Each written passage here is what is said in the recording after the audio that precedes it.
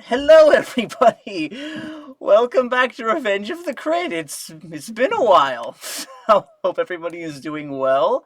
I'm just getting the last of the captions right before we go down the line and give our spiels and whatnot. But yeah, it's great to be back at this table because I miss every one of these little fuckers. Me too. Yes. Bless you. And yeah. Feelings mutual, Kev. Miss is a strong word. I'd say. There's a No, I mutual kid. agreement. Yeah. I kid. It's been forever. Yes. Happy New Year. First Happy stream. New Year! First stream of 20. All right. 2022. Yeah. First session of the new year. Let's Time for start pain. Off, Yes. It's start going. off with pain. That's It's always gonna a good be thing. It's gonna be cray cray. Really? Yeah.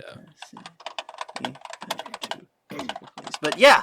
Yeah. Just quickly going down the line just before we get started. A lot of stuff to cover. But yeah, I'm Kevin, your DM, here before as always. Yeah, and yeah, that's basically everything. I don't know what else you need to know, but everything else is personal information. Like we have to at least 2 dates before we. Let me see your papers. Let me see your papers. All right. Hi, I'm Kevin, your DM. My social security number is. Fill out the application. Okay. Next down You do not get accepted. next down the line we have Christian. What happened? Hello. Oh no, you got the sound effects too. Shit. Hello. What happened? My name is Kappa. Hello. And I am really excited to be back here for 2022. Let's go. Revenge of the Crit. I play Soren, and you'll be. I'll do my spiel later on. But yeah, that's me. I'm Soren, the blue shooty dude. Wow. I hate everything, yet love it at the myself same three. time. I'm burning all of them in the beginning. 3 versions. If you do I that love again, you'll take a D10 psychic damage every time. I'll take it. I'll take it. Right. None of those are me. I'm just saying. None of those. I'm not doing any of that. You sure about that? I'll know. Next on the line, we have Tati. Yo, Tati here. I do not have a fancy schmancy voice pop-up meme thingamajig, but you do know me as your favorite angsty, edgy Zabrak Lightning Boy McGee Raziel, ready to kick ass and take names. Let's go. Hell yeah. And after that, we have Jinkles. Hello there. Jesus. Of course. Oh. You knew it was coming. You knew it was I coming. knew it. Hi. I knew it. At the same time, I just go. Hello, my name is Jinkles. I play the lovely Shir'iven. I've missed these fuckers so fucking much, and I've missed playing D&D, so let's get right into it, boys. Yeah, and last but certainly not least, our good boy, Chase.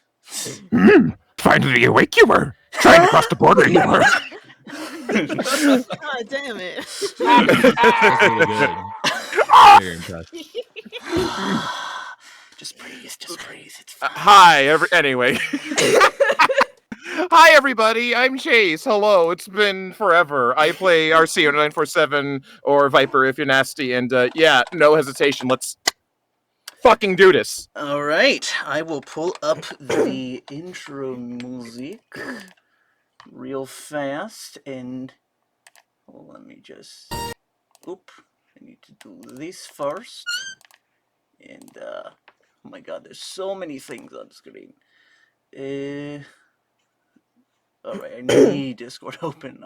Let me move you off to the side a touch. For those of you who are listening to us in an audio format, we all have our video cameras on, and seeing everyone's faces is just the best. Oh, it's so great. fun. Yeah, I'll join in. Disregard my messy room.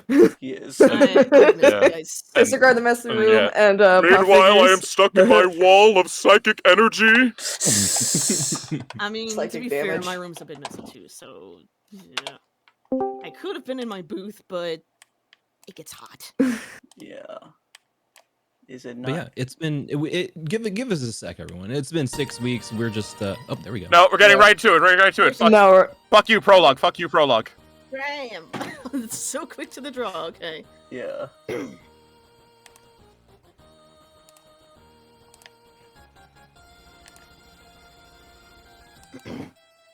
Raziel's luck.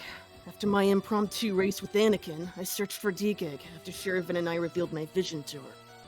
She took it worse than I thought. Rightfully so, but now she blames me for not telling her sooner, and with Viper in the room. Not only that, the team and I were summoned to Shir'iven's quarters once more to discuss what Jedi Master Dooku proposed to her, about forming a new council with just her, Obi-Wan, and Dooku for starters. While the concept alone isn't bad, I'm getting more red flags from Dooku, after he mentioned his allies would be persuasive in convincing the council. Who are these allies exactly? Soren's going to try to tail Dooku in secret and investigate a bounty hunter guild with Quinlan Voss.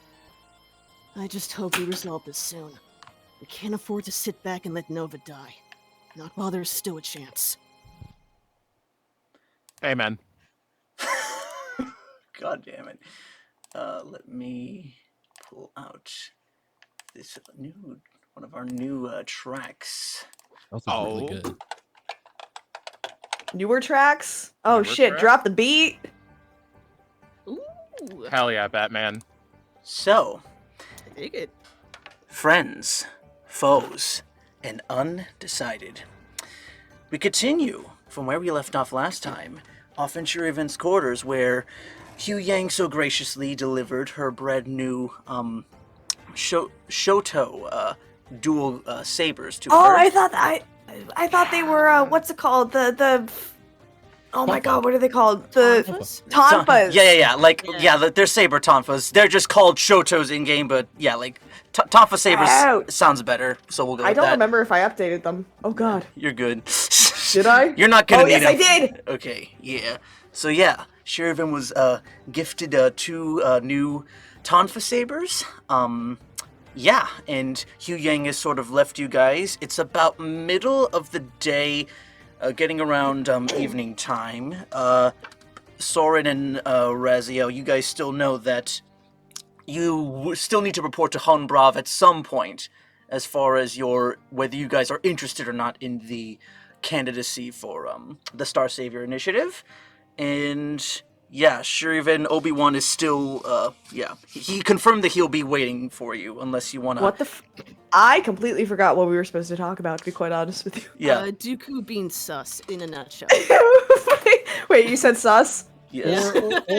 oh my god.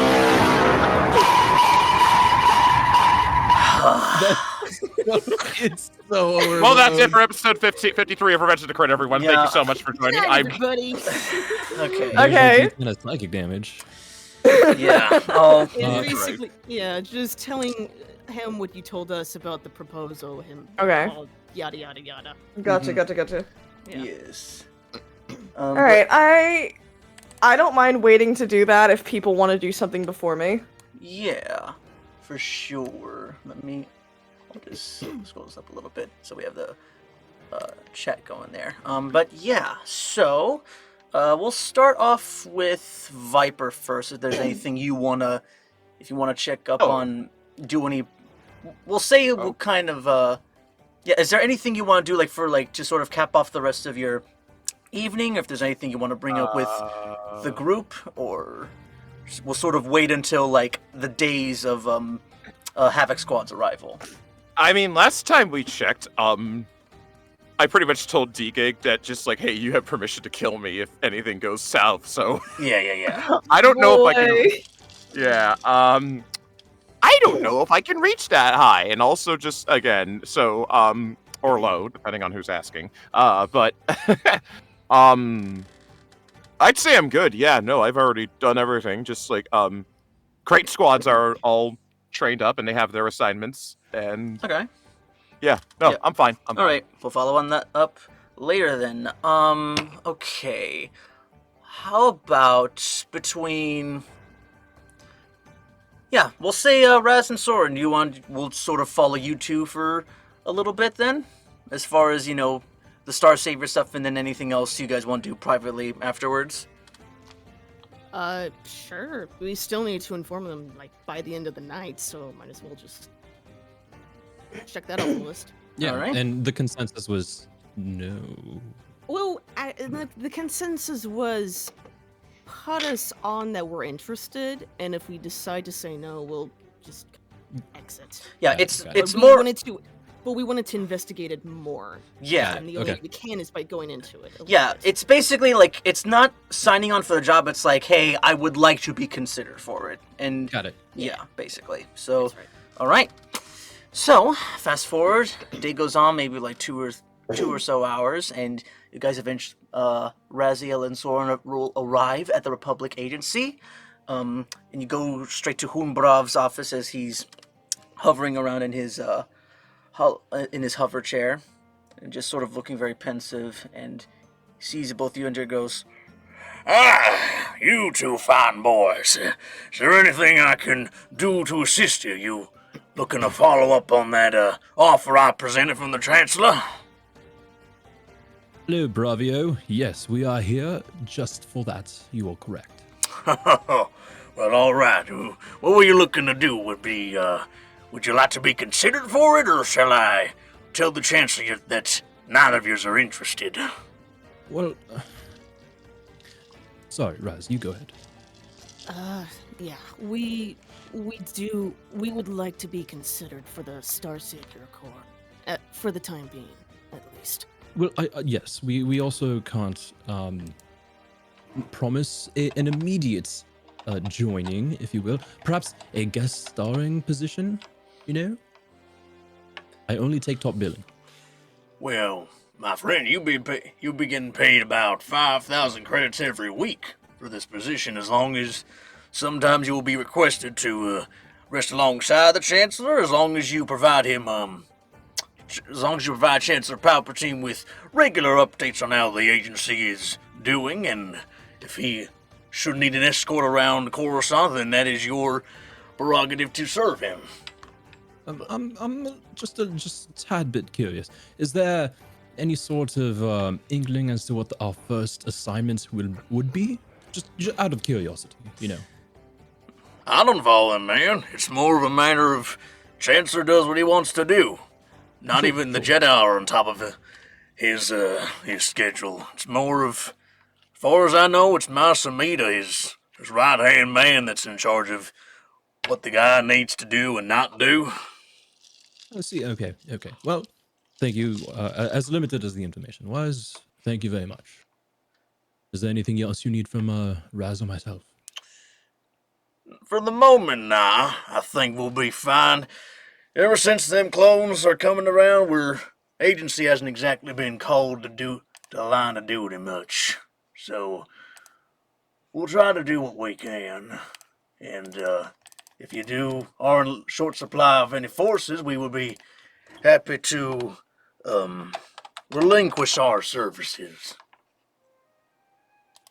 Well, we'll keep that in mind. Raziel, did you have anything else to ask of Bravio here before we head out? Not at the moment. Kind of covered everything, so yeah, just up for interested in being considered, and we'll leave. Well, all right. You know where I'll be if you need any help, and other agents will be around to assist you if you need it. Oh, that's it. There's no need for anything to be signed or nothing. No blood oath, nothing of the sort. I'll tell the Chancellor personally. How convenient. Personally, okay. Well, yeah, I am the leader of this agency. I have to keep some contact with the man. How else did I get the offer for you? That makes a lot of sense. Well, we'll get out of your hair, Raz. We should go. Right. Be seeing you. Yeah. And Starts to walk off, lead the way out. yeah, Hunbrav will give a little finger salute. And you guys walk out, and I'll say, waiting outside with his arms crossed is the familiar Duros Zadale Vakam. And he's just sort of like chilling there with a toothpick. Sees you walk off and like flicks it. Soren goes, This is the person that has made me his rival. yeah. He made comments about you being a fucking photographer. That's right. Yeah. He goes, Okay. So, I imagine you have accepted the position to be considered for the Star Savior program, yeah? Wouldn't you like to know, Weather Boy?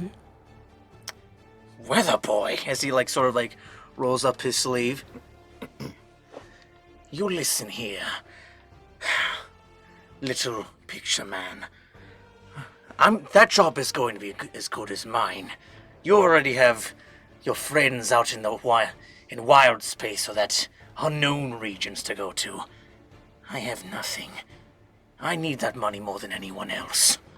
Well, then I wish you good luck.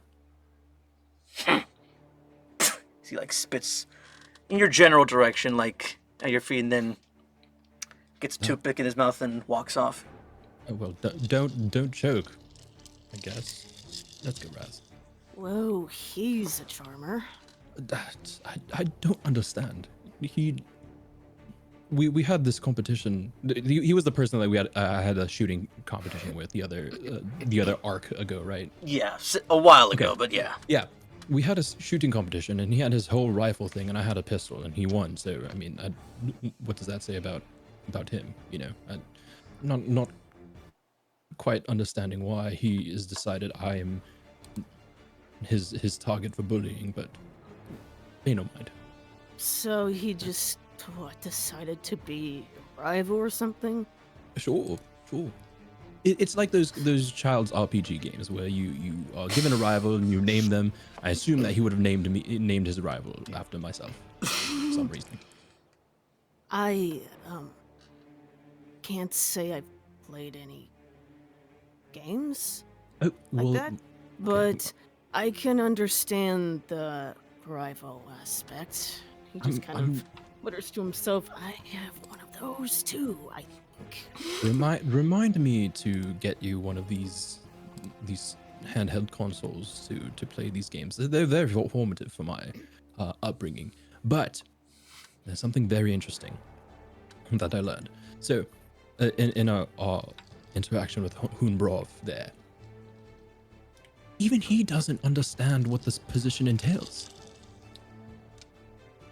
Yeah, Does that not strike you as odd? no, it does. I've noticed it too. There's just something off about all of this. It just tells me that whatever this squad is going to be up to, the sky's the limit on what the Chancellor can ask. Usually there'd be a list of specific tasks, duties, assignments, you know? Yeah.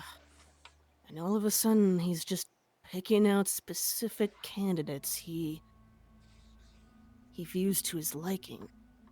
No Jedi, no clones, just agents. I guess at this point we can just wait and see what he's up to.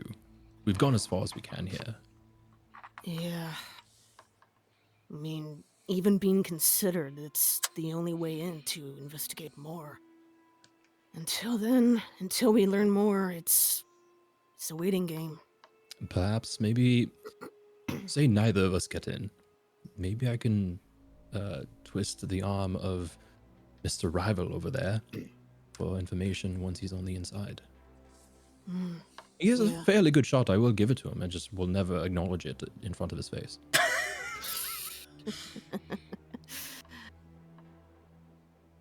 Oh. That's good. And in the off chance he doesn't get accepted, I can always... I know Yumi. If she gets accepted, I can... And we don't, I can try to ask her. I'd have to learn more Wookiee first, but that's also an option to consider. And Soren's nodding along at this as we're walking. Okay, so what else? What else is on the list of things we have to accomplish before our next Well, I appointment? believe you need to meet up with Mr. Quinlan Voss. Do some investigating in that Bounty Hunters Guild, I think. You know, it's only been hours. I've already blocked it all out. I will. Don't worry. Quinlan. I wish I could too. And someone's going to have to tell Dooku, right? Yeah. I think we also thought you'd be the best option, given your stealth expertise. Yes. Real quick, question to GM and the rest of the party. Did we also consider telling Samuel Jackson about our suspicions Yes. with Dooku? Right? Yes. Did we? I think we said something about it. Soren was the one that brought it up. Shiri said it might be something to consider. The only ones we mentioned, I think, were just Obi-Wan, but it's like... Yeah. Yeah. Like, I think we talked about the idea of informing Windu, but I don't remember if we said yes or no for the time being. Okay. Just wondering. If anything, I'll wait until after the conversation with Obi-Wan to move on that. Okay. I got you. But other than that, I mean, that's pretty much it for me. Yep. And then to kind of follow up with that, Yeah. after Raziel says all that, and while you do that, I need to get some training in before we leave for Skako. Training, like fighting or otherwise. Yeah, training, trying to figure out how to use a gun in combat. What? Why didn't you ask me? Raziel, I'm going to stop walking at this point. Raziel, you do realize I'm the best shot you have ever met, right? Yeah, you're brilliant at it. And we have some education experience before. I taught you how to dance and do all the etiquette stuff. Oh, okay, fair, but you've got all this going on, so, like... Okay, you go get training, and I will try to improve and build up on that training in our downtime. Okay. Alright, fair enough. Alright. We'll say, if... I'll leave it up between you guys. Shir'iven, if you want to do your talk with Obi-Wan first, or Tati, do you want, Raz, do you want to follow up with D-Gag first? You can What do would be- Obi-Wan first. Okay. Okay. It's whatever you want to do, babes. Yeah. You go first, I got you. For his down special, Raziel uses a gun. God, it's literally all he's learning. I've been popping off with jokes this entire thing. I've missed this. It's so good. I'm telling you, Patreon content. We are, Patreon content. Patreon content. Yeah, if... Your Honor, we are fucking comedians. You meme it enough, it's gonna happen. Alright. So, cutting back to Shir'iven at the temple, it's starting to get on the late side. But you eventually find your way to Obi-Wan's quarters. Give a knock, and he will answer it. He's in like his robes, or I'll say like his hair is like a tad wet, like he's like scrubbing it off. He's like, and like he's very like Fabio-esque. His mullet just like Fabio-esque. yeah, like it's full mullet, just like waving in the lack of wind in the Jedi temple, and he just sort of goes, "Oh, apologies, I just need a moment to get more comfortable. If please make yourself at home." Shiri just kind of like, she nods, very calm, just steps in, waits for the door to shut behind her before stepping further in. Closes up, and Oh, he's getting water. yeah. I'll say as you're looking around the room, a couple of things sort of stand out to you. You see like one, like right by Obi-Wan's bedside is just a picture of him and Qui-Gon You see, like, his Padawan braid sort of by a little desk. You see his little meditation quarter. Wait.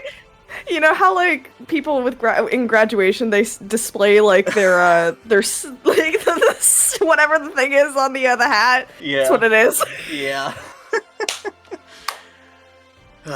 But yeah, you just notice all those little things. His, bed's, already, like, tucked in, and, just, like, hear, like, the as he's, like, turning on and off the shower. Like, he, like, comes back, like, in his more robes. Much better. So, you wanted to see me about something? It's kind of a shock, honestly. I was stopped by Dooku, and there might be some development. Oh, really? We were told, I was told by him that he might want to form a council.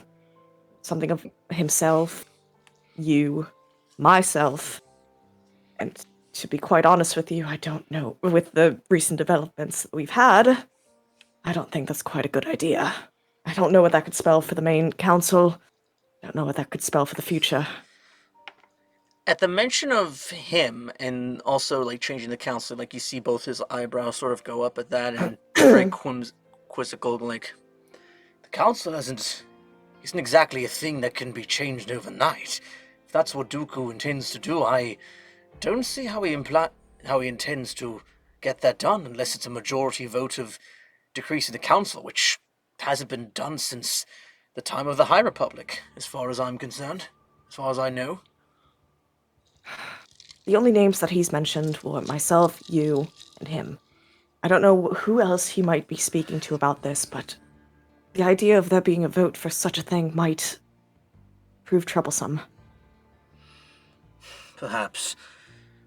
Though, we also don't know who his ally. We also aren't aware of his allies currently on the council. I mean, I know he sometimes talks to other masters, but that's only from what I've been able to see. He's a former friend. I don't exactly spy on him. I don't expect you to, but considering the information we just found out recently, we might need to. We just need to keep our guard up around him. If that's what he's planning, a full vote to change the council,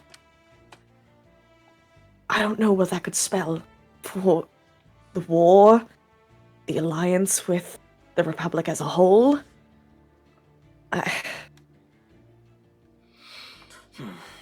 To my knowledge, the Order would still be able to maintain.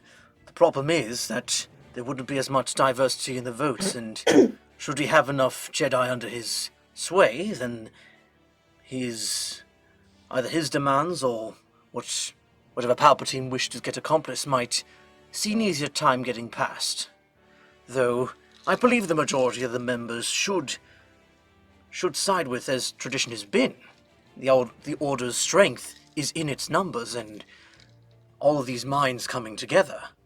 Diluting that with only 3 or 4 members just doesn't sound right.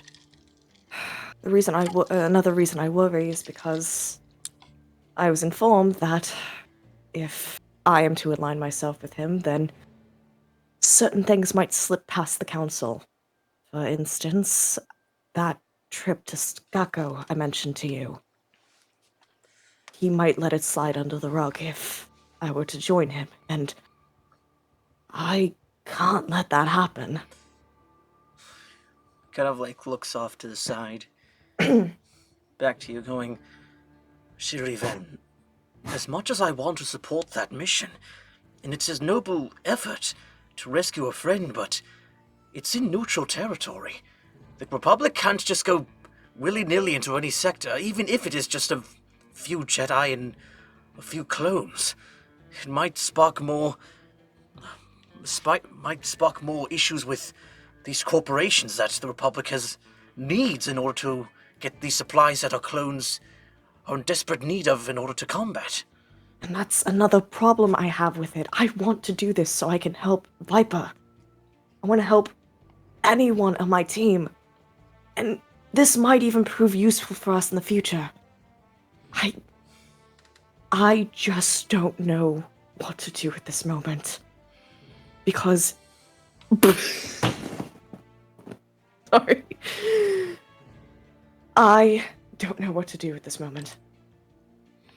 You know me. You know my team. I'll be in and out in a jiffy.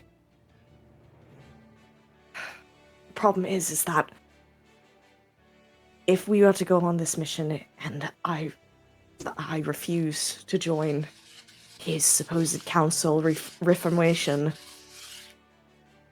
then I don't know what could happen.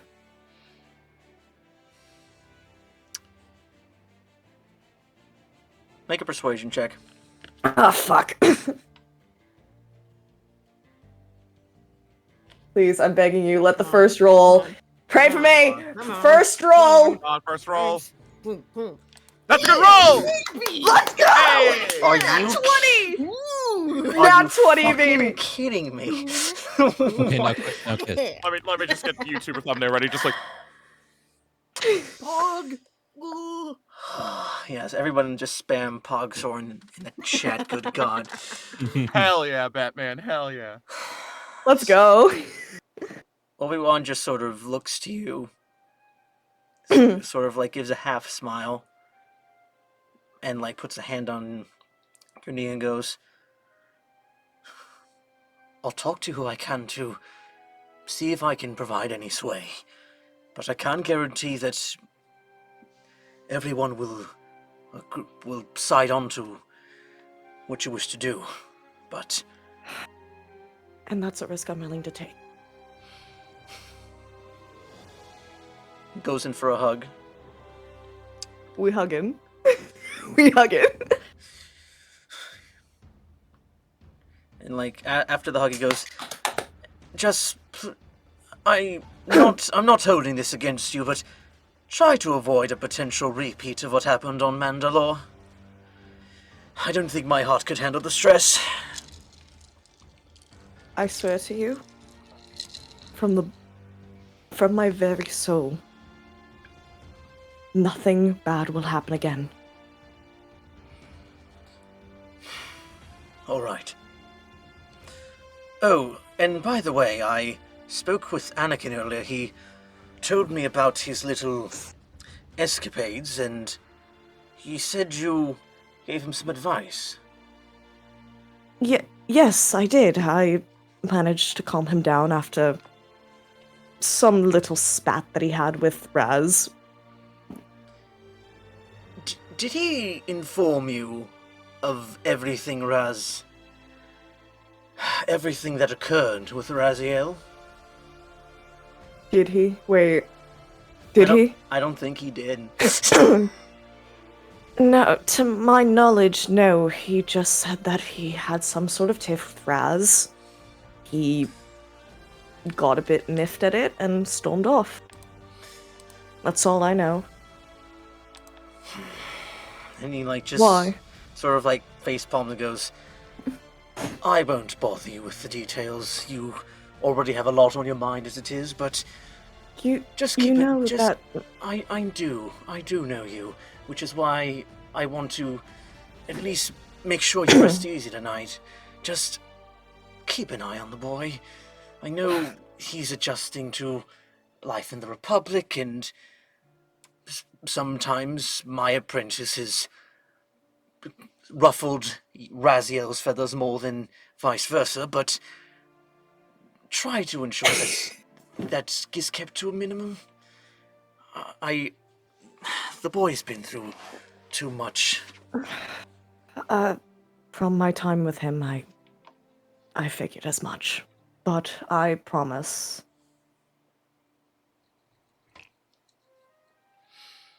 All right. Well, is there anything else you would like to inform me of? Was there anything else I needed to cover? Because, I mean, I'm really just covering how if I didn't join the team, Yeah. we might be reported. Yeah. I think. I think that was really it. Okay. Yeah. Yeah. All right. Well, yeah.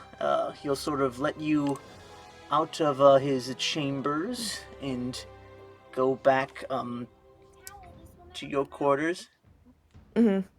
And yeah, the night goes off without a hitch. Soren, if you could make me a wisdom saving throw, please.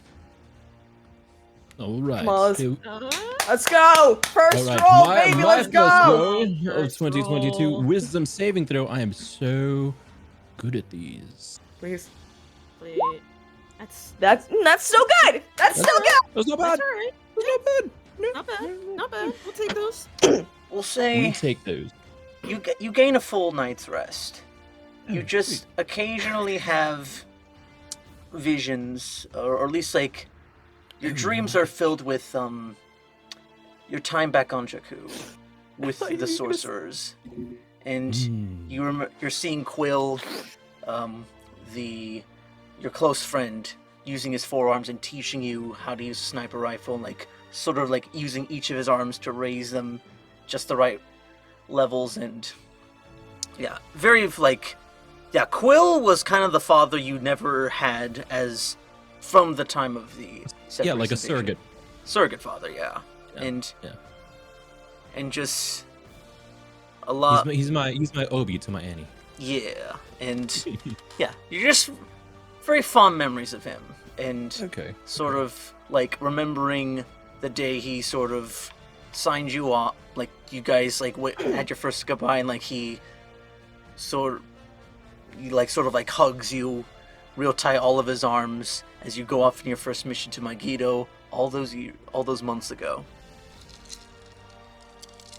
But yeah, night goes off without a hitch. Oh, I honestly thought that, like, you were gonna give him wisdom damage because... What happened? That wasn't me. This was me. That was me. No, I take full responsibility for that. yeah. Look, you said it at the beginning. No. I got panicked. Yeah, that's a Hey, the 3. amount of times you've given me wisdom saves, I panic too. Yeah, mark off that 3 damage. Nah, just don't worry about it. Who, me? Nah, for He's Shiri. joking. But yeah, so yeah, everybody gets a nice long rest. Everyone, yeah, we'll say if there's nothing. Ooh, how about Soren? We'll go to you first. It will say if you want to start off the Quinlan investigation, and sort of try to talk him into that and see how that first outing goes. We'll try like sort of like speed through the final week before Havoc Squad arrives. So Yeah. if anyone has anything to do, like the rest of y'all just prep. But yeah, Soren will knock your stuff out first. Okay, cool. I also would it be too much to say that like I sent him a message to meet me at like Dex's? Yeah, that's something? fine. Okay. Yeah. So I'll be waiting in Dex's. Yeah. Takes a little bit of time. He's very fashionably late. Like shows up and yeah, he's by himself and he's like, "Oh, Soren, nice to finally see you again, man. How's the life in the agency? You've been meet any of any BB-like individuals? Anyone that you might wanna, you know?" You know, Quinlan. I thought this was going to be very easy. But to answer your question, I've been too busy. Been far too busy. But I'm glad you are in good spirits. I hope you have been well since our last outing. Well, temple life can be a bit boring, but, you know, Jedi's gotta do what a Jedi's gotta do, and, yeah, I just training the occasional younglings and, you know, keep an eye on Sakura, making sure she's on top of her generaling, and, you know, occasionally checking in with, my corps as well, but I generally like to hang around. Coruscant's nice chill place to relax even in wartime, so yeah, just what exactly did you need a person of my expertise for? Here, please take a seat. This will take some time. Yeah, he'll sit across from you. And so I'll explain to him like what the situation is with Hoonbrav, are what was going on, Right. and the whole thing with the Chancellor, and sort of at the end of that, I'll say to him, and so we are going to be doing a bit of reconnaissance, the team and I, but from what I hear from Shiri, you have a bit more rapport with sort of the underbelly of Coruscant, something that other Jedi don't necessarily have proficiency in. So I was hoping I could ask your help, a little bit of your pull, to make some headway in this investigation. Kind of like looks you up and down, just like with this look of like, no fucking way. You want like, and he's just like, so you're telling me you want my criminal expertise? Yes, I believe with the two of us together, my sort of insight into other people and how they tick, and your already established connections with the underworld here, whatever this is, whatever strange thing is going on with the Chancellor, we can get to the bottom of it, because you have to admit it is quite shady and worrisome. Sounds a little bit like it. I don't follow politics very much. I just like to try to listen to the Force, and that's all I need. But And I assume you care about the people here, right? I do. The loss of life is sort of antithetical to a Jedi's existence. If one dies, their wounds in the Force form, so it is important to save lives, good or bad. In my opinion, anyway. Some That's Jedi pre- might say otherwise, but that's just my personal opinion. And again, that is precisely why I think you are the only candidate that could help assist me with this. And it was sort of like, We don't have a lot of time before any of this kicks off. Give me a few weeks, maybe a few months or so, I get exactly what I need, but we don't have that much time. I've got the evening free if you're looking to... I know just the place that we can scour about, see if we can find any information you're looking for. Great. Perfect. This evening. Sure. and you'll sort of like ruffle up your hair and be like, "You're a good kid, Soren." Good kid. Oh, okay. Oh, and the last thing. Shiri told me you were someone I can trust to not share this information. This would implicate the entire team here. So, I'm not going to treat you like some baby and like you don't know what this is. But I just need to know: are you cool? Are we cool?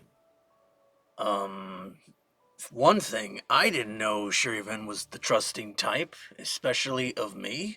Especially after our last outing, we kind of lost a lot of rapport after, 10 years of her walking out, so... But I wouldn't say that much. It's just it's been so long since you two have been in contact with each other. It's just getting back on the bicycle is how I would put it. right. He's just mad that you put shit in his coffee. It's just a Oh, prank, yeah. bruh. But, sure, I mean... I got your back, you got mine. If that's all means for us to be cool, then I think we're cool, friend. So... No, it was supposed to be more like a keep this under wraps. Oh, for sure, yeah. We can... If you got a secret, I can keep it. Okay, cool. This whole thing is this whole entire thing is the secret. Oh, 100%. I assume so. Okay, cool. You knew that. Okay, great. I wasn't sure. I got a thing for reading people. You don't exactly... That might be the one little downfall that you need my assistance for. You gotta have the face of a real good liar. That's the best way to deal with these underworld types. Oh, please tell me more about that. We'll talk about when we get there. There's the young grasshopper. There's quite a lot you need to learn. I don't doubt it. All right, sort of. And this will be as much of a learning opportunity for me as it is to help our cause. All right, as long as it is good in the end and it gives us good results, then I look forward to seeing what we accomplish together. Likewise. Yeah, and put a pin in that as Quinlan will make his way back to his speeder and enjoy a nice little cup of coffee at Dex's. Hey, yo, what's in that coffee, bruh? He didn't force move any bullshit Caffeine over. and water. Yeah. Is that some fucking caramel macchiato in that bitch? Come on, give me a sip. All right. Now let's go to Raz, because I have a feeling you want to go to a certain somebody before training happens. Yeah, he can't leave things be as they are before they go, so... Yeah. Yeah, I assume this is happening, like, the next day, or Yes, something? this is the new day, yeah. Okay. You know what? Actually... He's gonna send a message instead. Okay. Well, to lead up to that, encounter. He's gonna send a message to D-Gag. Okay. And what do you It'll exactly... read... Okay. It'll read as, let me just... find the words.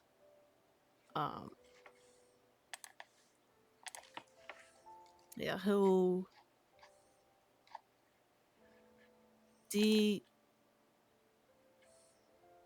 This is Raz. I know I've got this mission at the end of the week, but I don't want to leave things be as they are.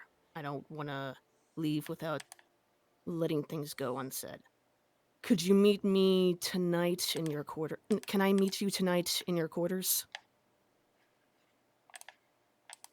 No response for quite a few hours. As you sort of are going about the day, just dealing with agency stuff, and she'll reply with a, in the library in a few hours. And like, rough equivalent of like in the afternoon. Okay. He responds, I'll be there. Alright. Couple hours pass. You arrive at the Jedi Archives, and she's waiting, sort of, you see her in her classic hood, just sort of typing away at archive machine. And just looking like she's doing just standard run-of-the-mill research. Doesn't seem to notice you yet. How packed is the library? Is she alone? Is the area, like, kind of vacant of It's people? a little busy. There's like a couple of Padawans, and you see one or two members of the council sort of scouring about, like looking in each of the shelves. You see Madame Jocasta. Oh, Jocasta knew, by the desk, or like assisting some Padawans in researching. And she'll actually sort of look to you, come in and go, "Ah, hello, my young friend. Is there anything I can assist you with in your time in the archives?" Oh, no, it's no problem. I can find my way. I don't want to take up any of your time, so... Of course.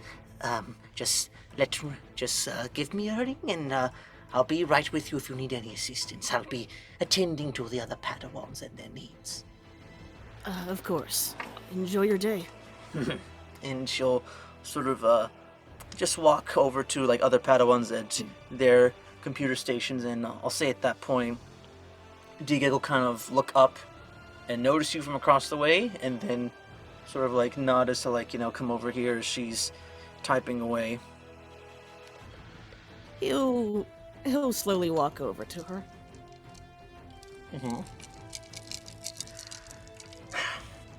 And she'll go, "Raziel?"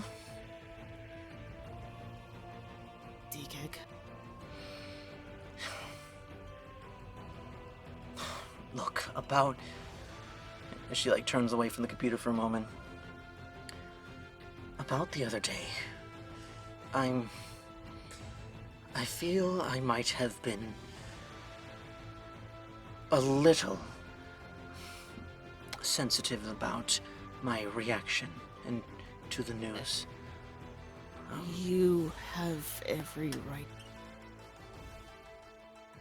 It concerns you, and I should have told you before this. Oh yeah, could you yeah, Oh, am I cutting out? a little bit? bit, yeah. Shit. Okay, let me try again.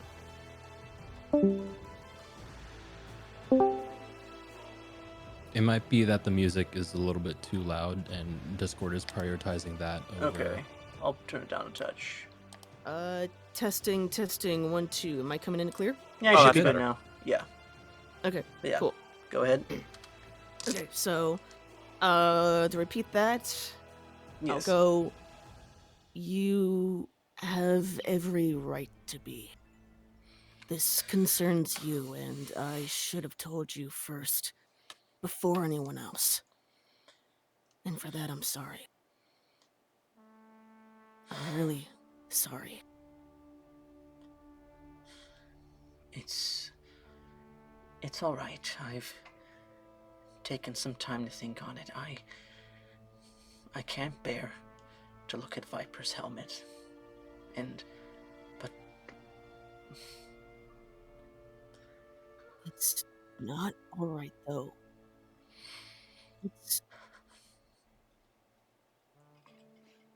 This involves a dark future that may or may not come to pass, and you have every right to be scared. You have every right to lash out, to feel, to cry. Before you say anything, I'm not Jedi. I don't care about any of that. You need to feel. I'm gonna be there for you.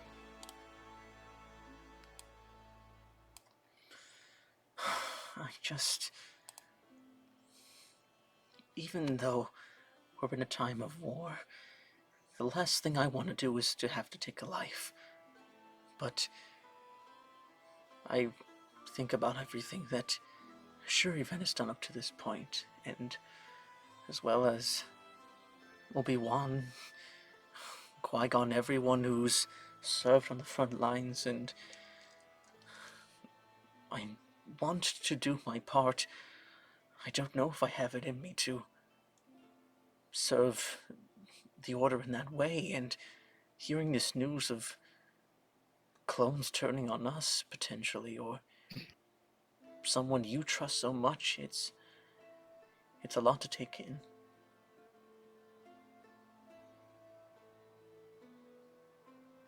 And where is she sitting exactly?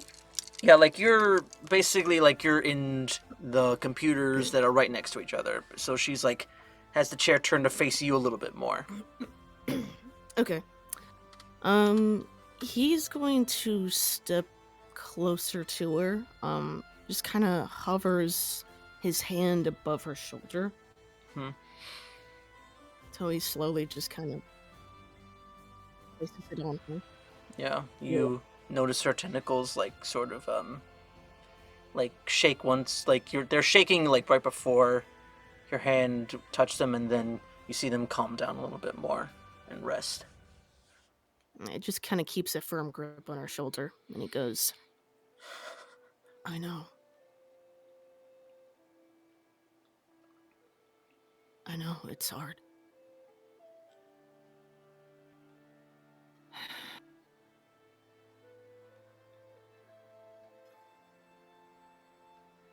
I don't want you to deal with the burden of taking a life.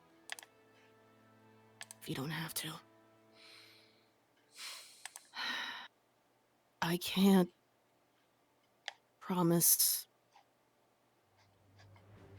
that at the first sign of betrayal, I'd kill him. That's if there's a chance to change his mind, to prevent this from happening. I've compromised so much during my time With Maul, I can't do it anymore. It's not me. Now, while there's still a chance to save you and him. But what I can do is promise you this.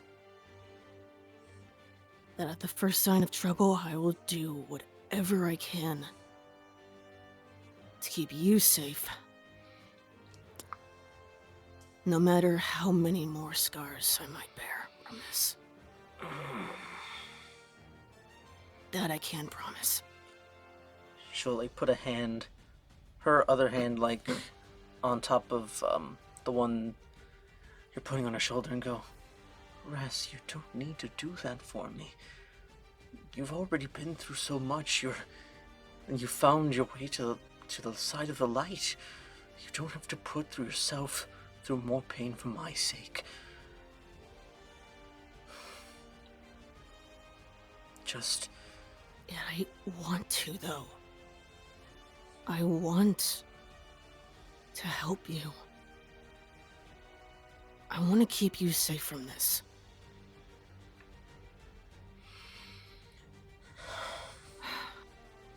I haven't known what it's like to feel, to have bonds, to have people I care about, people I like, for nearly a decade. And now that I have it here, I don't want to lose it again.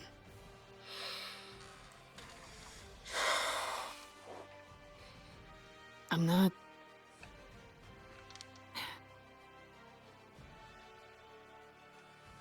It's not about needing to do it. I want to do it.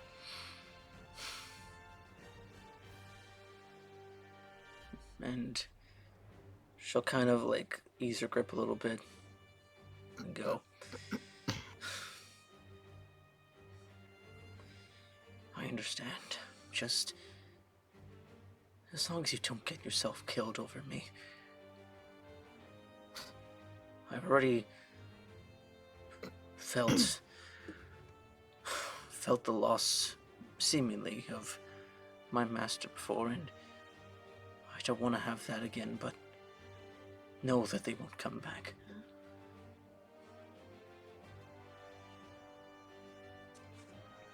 And he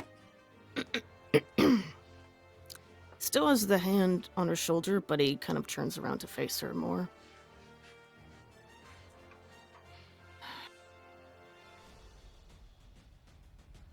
I promise I'll try. Besides, I'm kind of hard to kill.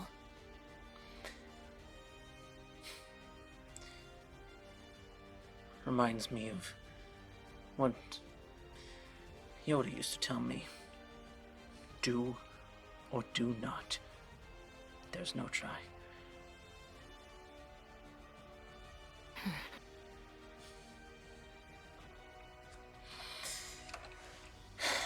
Well, and you mentioned that you need to go on another mission with your little team and my master, yes? Yeah, we're leaving by the end of the week. All right. Just be careful. From the little I've read on Skako, it doesn't seem like a very welcoming place. It's not. Believe it or not, I've actually been there before, on the other side. I kinda know my way around, so...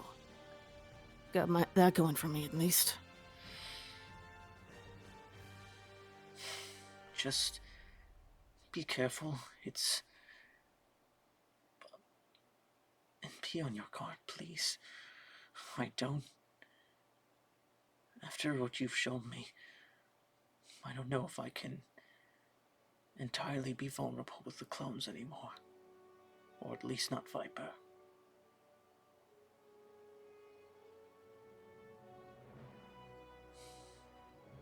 If it helps ease your mind, I promise I will be.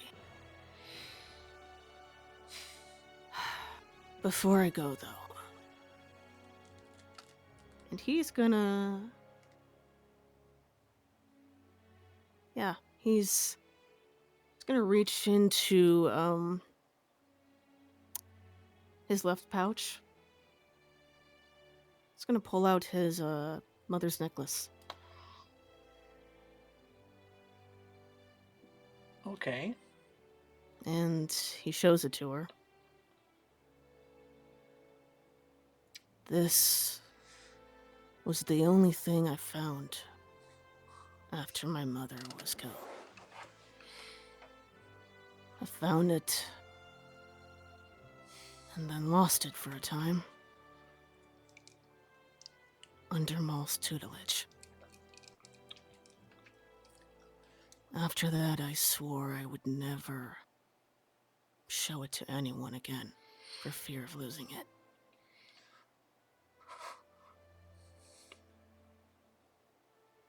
This. You.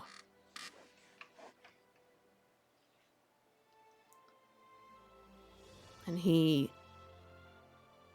going to put it in her hand. You see your hand kind of quivering with it, and you see I can trust you with this. you see like little teardrops start to form on it.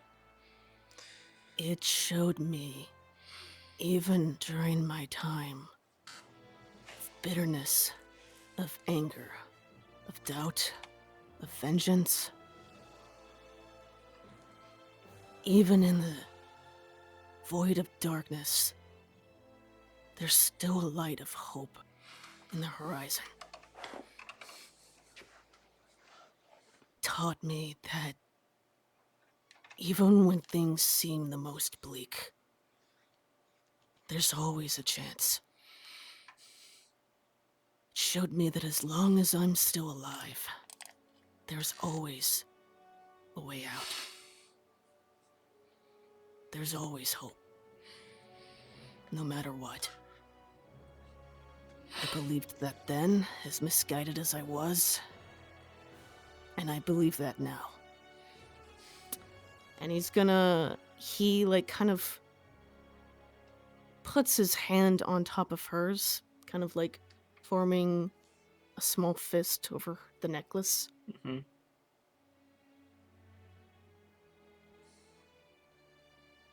I want you to hold on to it. So you can see for yourself that there's still hope. It's not over yet. We can find a way around this together.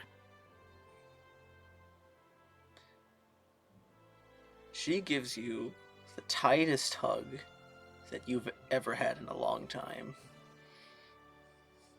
And then immediately He's thrown off at first, but eventually he reciprocates the tight hug. yeah.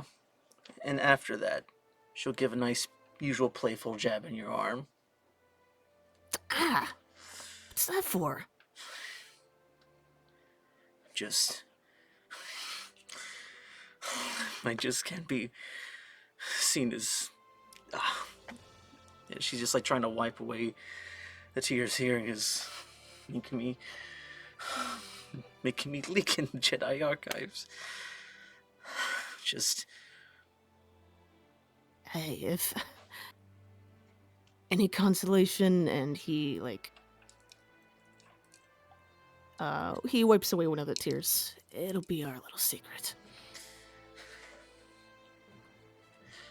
go get him, Raz.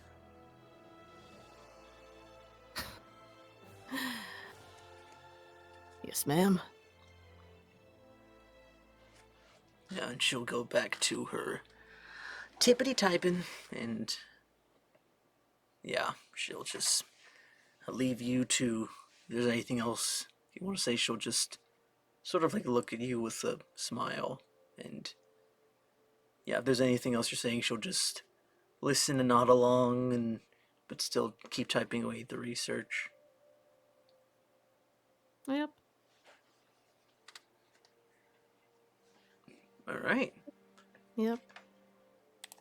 Spend some time there still. Eventually he'll leave, but he keeps her company while she's typing. Okay. We'll go over to I Viper. got so much Peter Parker, Mary Jane vibes. Go get him, Tiger, at the end.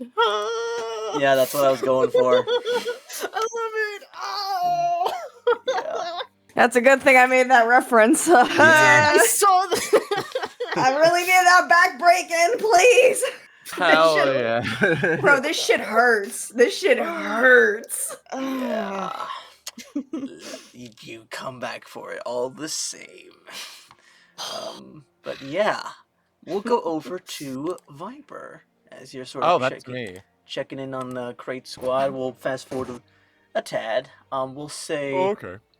yeah, Feros, she's already kind of like, you sort of dismissed her for assignment from your little wrestling from the last, from the prior session. Wrestling. Yeah. Bones is, just ready for their demonstration with you at some point.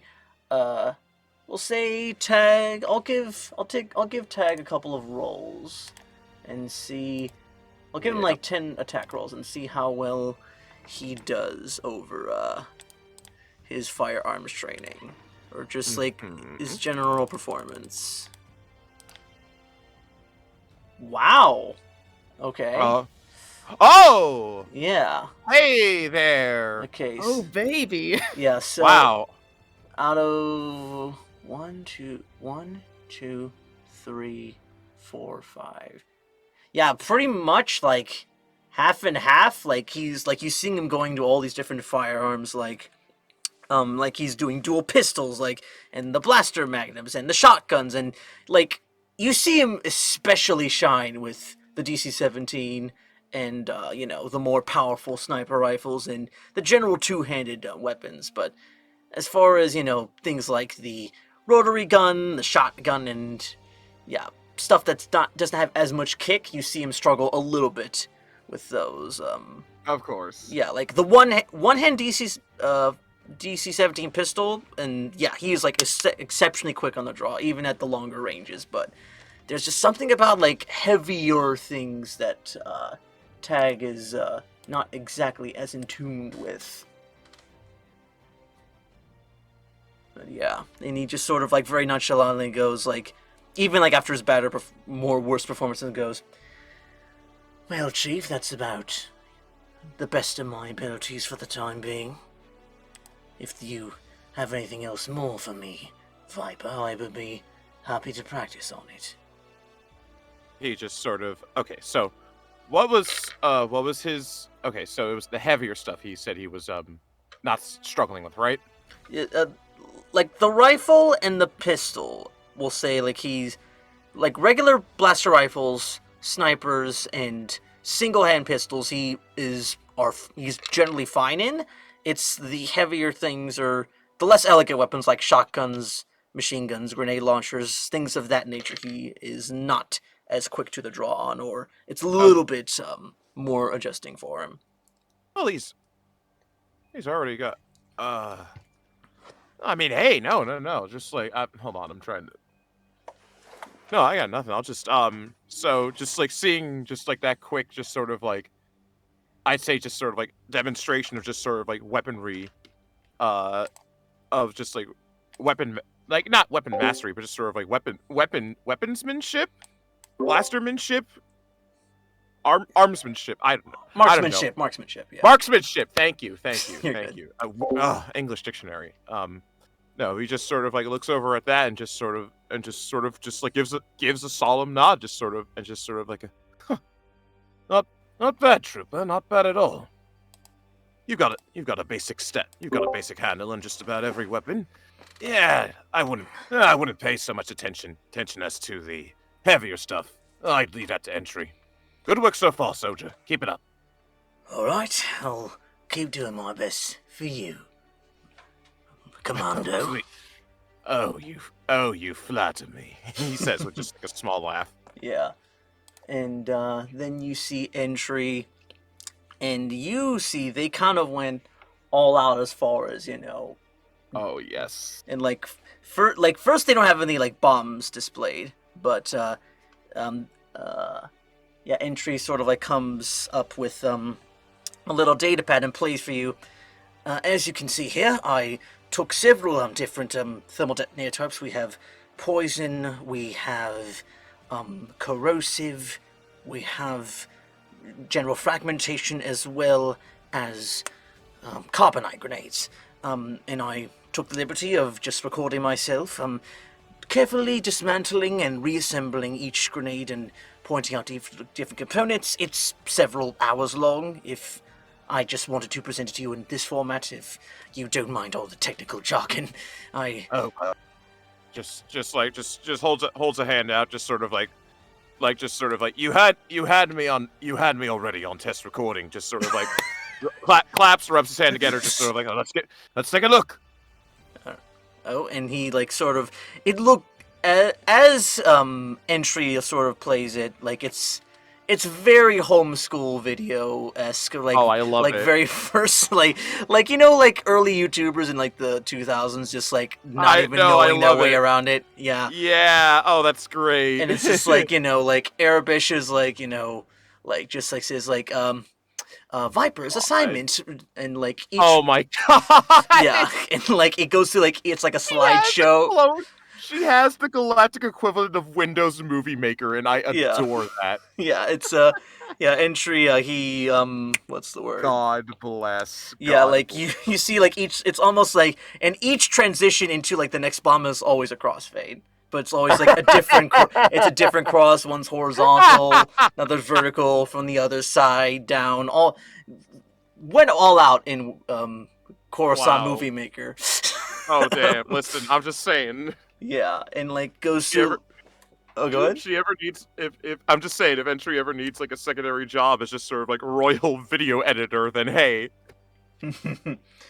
But yeah, entry is like very like a bit on the shyer side for as far compared to the other clones, but you like sort of see entry just go in the zone and like dismantle like even the tiniest little screw with like these like micro pincers, just and like even showing like to the camera like, and this here is where the carbonite casing is kept, and the chemical reactive, if these were to touch, they would cause immediate carbon freeze, and we just want to keep those separate right there. And like it's very detailed as far as each specific detonator and how do they how they set off each other, and yeah, like they cover a lot. She covers entry, he covers a lot of bases as far as how each detonator works, and yeah, it's very extensive.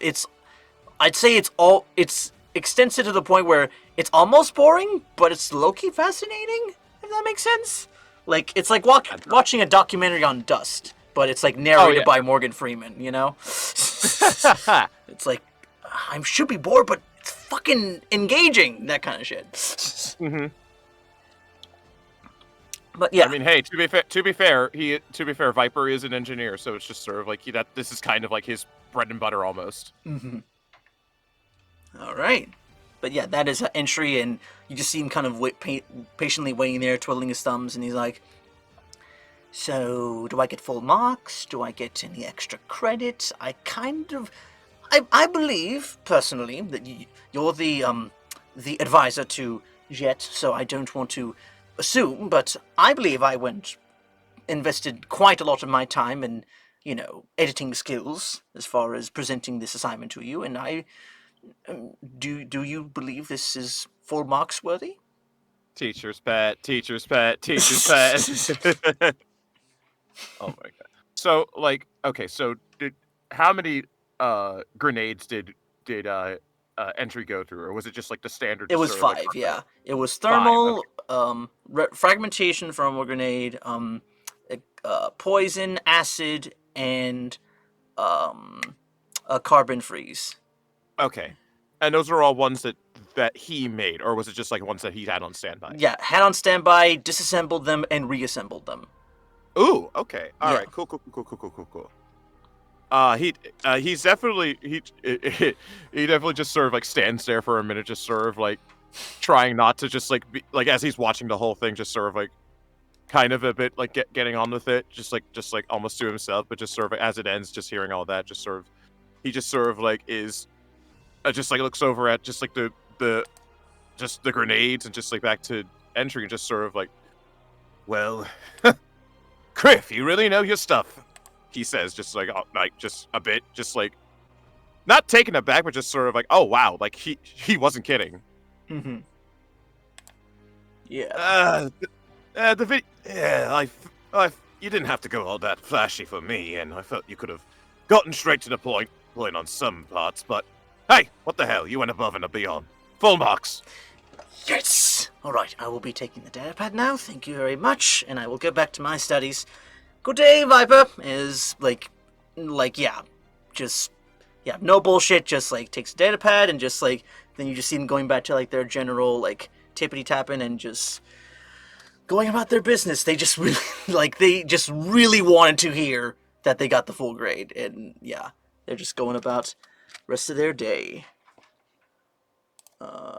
Yeah, but that is it for entry. Let me just make sure. I don't know if you remember what the Jet assignment was. I believe Jet was okay, hold on, I'm trying to remember. I think Jet was a flying lesson, I think. I'm unsure. And I know because I know Bones and Ferris was I think it was just sort of like a fight. I think that was just sort of like some more CQC stuff, but I think Jet was flying mission, I believe. Okay. All right. Yeah, it was like flying, and so Viper can get to know Jet a bit more as well. Okay. Yes. All right. So yeah, Jet will sort of lead you over to the obstacle course that they have for the paratrooper specialists, and yeah. So we'll say, and yeah, like she has it so the technicians or overseers of the course will have it so objects are like constantly flying at you guys, and yeah, I'll say for both of y'all, if you could make me a general acrobatics check. Oh boy. Yeah. All right, let's give a look-see on that. Acrobatics. Okay, that's a 3 on that. So let's get a bit on that. 22. All right, and we'll see how Jet does for this first round. Let me just put it at a 1. Oh, let's see. Wow, yeah, Jet is, yeah, like, as like you're just sort of like bobbing and weaving through all these different like cubes being hurled at you guys. Oh. Yeah. Jet. It's very like equivalent of the box, but not as sort of deadly. Like, you're not gonna get put in the hospital, the infirmary for how fast these things are flying at you, but they're gonna hurt a little bit, and Jet's like trying to keep up, and like just as like, you know, you're getting through the first run, she just gets wham, like sidelined with one of the boxes goes, and then just goes like just before like she doesn't crash, but she more so just like gets like her bearings like just before hitting the ground, just I'm okay. I'm good. Okay. And she's just like, you see her like just holding like her side as she's like flying over to the finish line. Just goes, did you learn how to fly with that thing in commando training? You seem way more natural in the air than myself. And Quite. As he just sort of lands down, just sort of like he's just like, quite honestly, I'm still trying to figure out this crazy contraption just as much as you are. I just happen to have a thing for machines. He says, just like with a bit of a laugh, as he just sort of reaches out with an arm and helps Jet back up on their feet. yeah, thanks. It really seems like you got a handle on that thing. But yeah, I can go a few more rounds, but just before we do, how do you handle dealing with all these wacky members on your team? You got a Jedi, former Sith, and whatever that friend of yours Soren's does. Being amongst a crew of wacky crewmates has sort of been my thing since day one on Camino. I don't know. I don't know if you ever were around for then, but the line of commandos in which I was born into, well, you're definitely quite not exactly the oddest bunch in the galaxy, but for a bunch of clones getting out of the birthing pod, well, let's just say seeing a near gigantic, let's just say seeing a gigantic clone with the underbite of a Wookiee isn't exactly what you'd call a normal day on Kamino. Oh, I see. But, I can definitely understand that. I guess what I really need is more so any advice on just how to lead. I mean, I at least read a little bit on your case as far as your history with, your squadron, and I know you weren't the designated leader, but anything you sort of learned by example from your commanding officer? I feel it might, looking at this squad, I think they can accomplish great things, but I just need to step up in some way. I just can't figure out how yet. I'll give you one of my first rules. Don't keep your problems to yourself. Hiding all that criff inside of you and just letting it get to you until eventually it blows up will cost you in the long run. Something's bugging you? Just say it. Doesn't matter if it'll sting or doesn't matter if it'll cause more harm than good. At least it's out in the open. That way at least your team can help you work through it. And yeah, some of them may not exactly be on the right train of thought, so to say. You'd figure with all of us having near the same face, we'd have at least one of us share the same train of thought, but nope. That's one of the beautiful things about us. Despite us looking the same, we're all different. Each and every one of us. That is quite true. I will say, for something made by the Kaminoans, you really are quite ahead as far as being emotionally receptive, and if they hadn't known any better, I'd think they might have weaned your clones, your type of commanders, out of development, or at least try to get rid of that tendency to be less insightful. Well, I sure hope this Tranosian DNA inside of me wasn't just for beauty looks, he says, with just sort of like a small laugh. And she'll sort of slap you on the back. Oh, I think this partnership should be quite fruitful. I understand your mission is coming up soon. I will give my progress as timely as I can as far as Crate Squad and their developments, but I look forward to seeing how they grow with at least your advice every now and again. Of course. I already gave my assignments over to Ferris, Entry, and Tag, and they've so far been surprising me with their dedications to their duty, so to say. I'd say, if anything, keep Tag focused on the lighter weaponry side. He does tend to have a bit of trouble with the more heavy machinery, but kid's a crackpot shot. Shall I tell you that much? He a bit cold at times, but he certainly knows his way around the weapons, and I'll be sure to let him know that and keep everyone else in check. But yes, I do appreciate the leadership advice. That's something I'm not entirely used to. But I do what I can, and I'm sure the regs admire the pride or the respect that comes from a commando like yourself. Times like this, sometimes all you need is just a good pat in the back to get you through the day. Yeah. And yeah, sure. Not often. I'll say, go ahead and give me 3 more dex checks. More dex checks, okay. Yeah, as you guys are just sort of going through the rougher bits of the obstacle course, and she'll saving throws or just acrobatics, yeah. Oh, acrobatics. All right. First one, 18. Mm-hmm. Second one, 15. Okay. Third one, 22. All right, so yeah, I'll say. I am a fucking ballerina in the sky, baby. Yeah, you're Nice. like. Yeah, let's see how Jet does. Yeah. Okay. Oh, so there we go. Okay, so second one a little bit rougher than the like first she's like a little bit like cutting it really close with certain moments as like cubes are like crossing paths and there's a very thin sliver of spaces where to fly in between, but yeah, the other two times like the third and final course pass with flying colors, and she is quite good. And yeah, notice a lot of movements from Sora from seeing her in flight trading, and yeah, you are, I'll say, if there's anything you can gain out of this as far as mechanics go. It's a bonus action to activate your jets, right? The jetpack. Hold on. I believe so. And it's like 40 feet of movement? It's in... Hold on. I forget what it was. It should be in gear, correct? Yeah.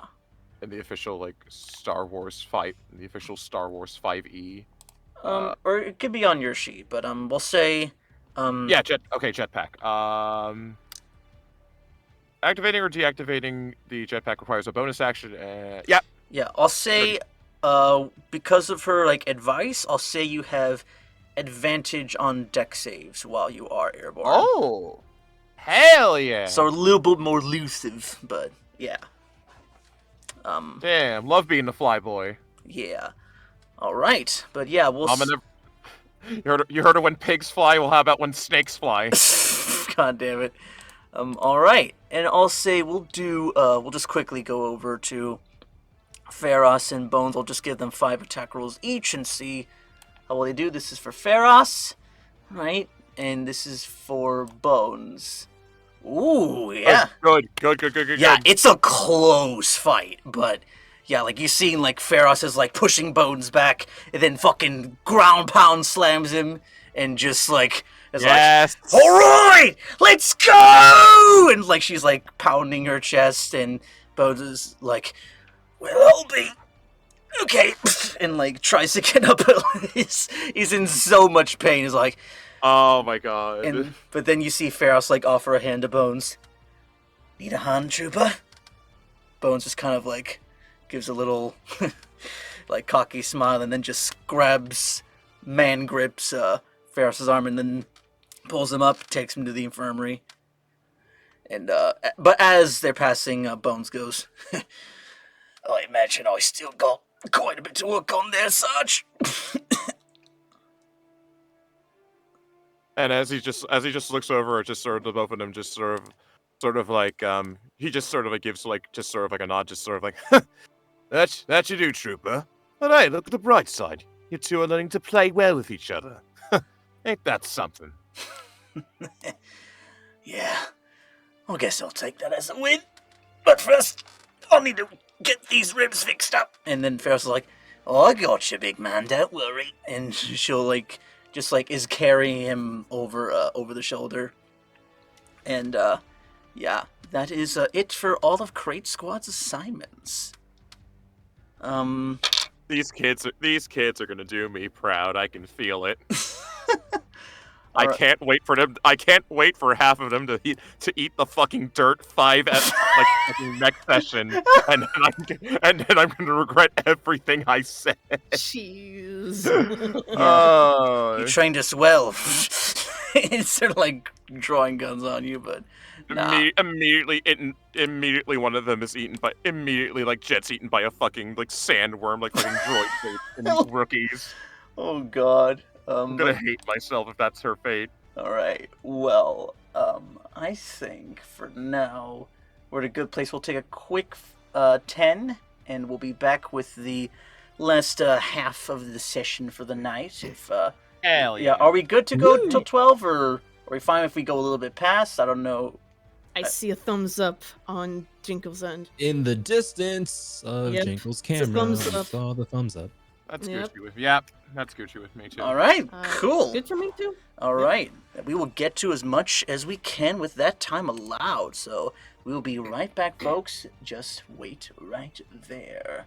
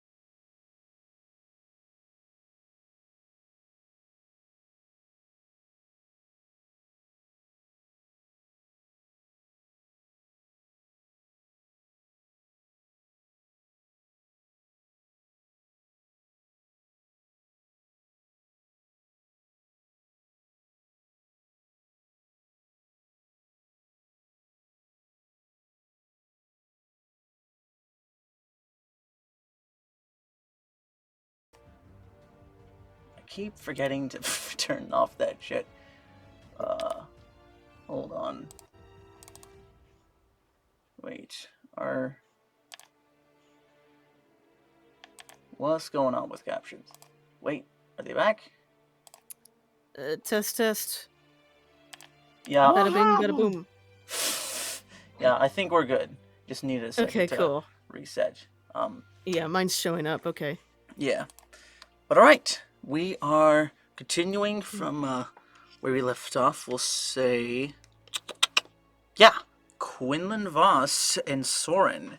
I'll say Soren, Quinlan told you to meet up around the one of the what's the word I'm looking for? Like meet at Dex's again, and this time he'll sort of bring a sidecar into a speeder for you to place yourself in. How far are we going? We're going pretty deep, friend. Just hold on tight. All right. And he just sort of just like rushes off, and then you arrive at the big sort of this like giant hole within Coruscant, and goes we want to find out about the dirt on the dirtiest. We think I'll go down to 1313. 1313. Yeah. Okay. You'll never I'm find. going to. I'm going to give my last coordinates to the team and just send it to them or something, just in case. Okay, just like if you don't find a body, check these coordinates. Yeah, exactly. Yeah, this is where you want to start. Yeah. And Oh boy, assuming you do send that exact message, Raz just rolls his eyes. Oh boy. And Quinlan Voss is like, in all my years of dealing with crime, never seen a better hive of scum and villainy than 1313. Place is loaded with them. So it's just a large hole in the ground. Oh, it's what's in the hole in the ground that we need to worry about. I assumed as much, but it's just a hole. It's not like some secret hideout underneath some temple or anything. It's just, oh look, there's a hole.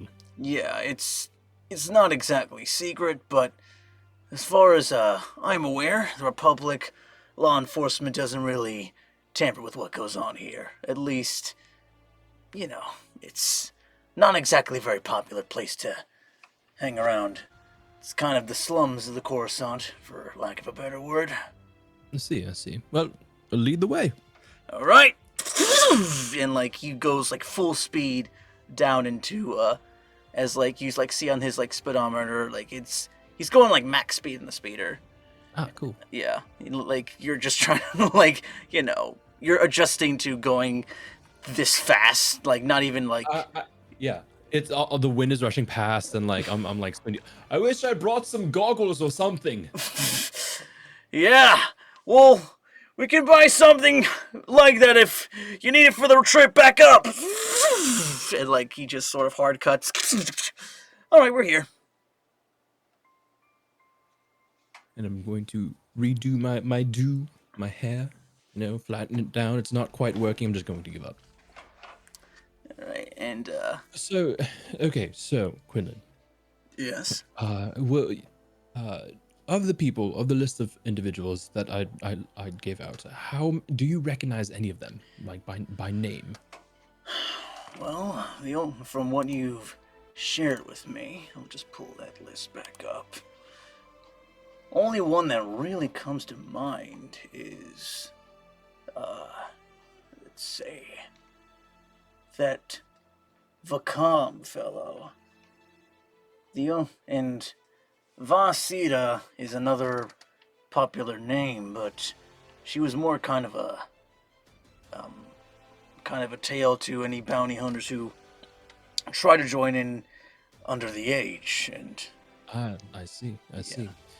That makes a bit of sense. See, Shiri already did some poking around in the Jedi archives and found very little to it, if anything, on all of these individuals, which is again why we're down here. Exactly. You'll find while a lot of the Jedi are thinking they're in tune with the Force, they don't exactly remember to just sort of look around them and take everything as is, and that includes some of the lower life types, which is what I specialize in. So, yeah, we'll hopefully find information regarding your little friend there. So what's going on? Are we going to some sort of bounty hunters guild? Is there some sort of secret ledger bookkeep or someone that we're about to shake down? What's the play here? What am I up to? Yeah, Am I the silent bodyguard, or are you my silent bodyguard? And I do all the asking just questions. okay. All right, cool it with the questions, and he sort of like will take off his Jedi robes and give them to you, and he'll also sort of feel like, hold on to this, and I know you are a little bit heavily armed, but just try to keep your stuff discreet. We don't want to make these guys jumpy. Oh, no problem. Right. Just as far as anyone knows, and remember, your kind, the chists aren't exactly common around these parts. So just try to keep the hood low, and worst thing they'll say is they'll think you're a Pentorn with an eye condition. So just keep a low profile and, don't act until I give a signal. Just let me know what exactly you want to know from these types. Sure. Just literally any information at all, or maybe any sort of signifies why the Chancellor would be interested in these individuals from anyone else. I need some sort of through line, something that connects them all. All right. Well, yeah, we'll start with Sly Sal's. He's a nice little general low-life, hangout place for these criminals. So, just follow my lead. As, you'll take you over to this little, like, tavern where, or at least, like, this bar, and the outside you just see, like, a Twi'lek sort of, it's supposed to be a Twi'lek, like, who's, like, sort of, the lights make it look like she's kicking up and down both legs, but it's just perpetually stuck on, like, the other light isn't fixed, so it's just, her leg is there, her leg is not there for a moment. I see. Got Yeah. it. And it's like Sly Sal's in Arabish, and like you're seeing, like, just as you come across it, like one dude is just yeeted out the window and through broken glass. It's just like, yeah, just drunk out of his mind. Is like you see some Nikto guys just beating the shit out of him, and like as Quinlan just sort of looks and goes, "Play them no mind. As long as we don't get in the way of their business, they won't get in the way of ours." Oh, but it looks so fun. And like they're just beating the shit out of this just poor human that's just like drunk out of his mind, and like they're like pushing him out of the bar. And yeah, you get inside and it's a little bit it's semi lively. It's like just like a plain normal like bar sort of entry, like a little bit of disco lights and things, like live music. Yeah, it's very like the fight is just kind of going outside, so everyone who's interested in that sort of walking past the two of you, not paying any real mind. Actually, Do I need to roll anything? What passive perception again? My passive is 9. All right. Yeah, nothing that you notice. It is tiny. Yeah. It's like you're just sort of like seeing people like sort of cross by your way, and yeah, just running right past you guys and like sort of bumping shoulders or whatever. And like Quinlan's like, some people just never learn. Not even manners down here. But and he'll sort of walk you over to this one corner where you're seeing like this guy with very goat-like features, and like you see his horns are sort of twisted in various loops. And he's sort of like, Quinlan, I was wondering how long it would take before I had to see your slimy carcass again. Anything I can help you with? And he goes, actually, you just need to get a name for this individual. That is probably Amazing. important. Let's find... Go tools. Francois.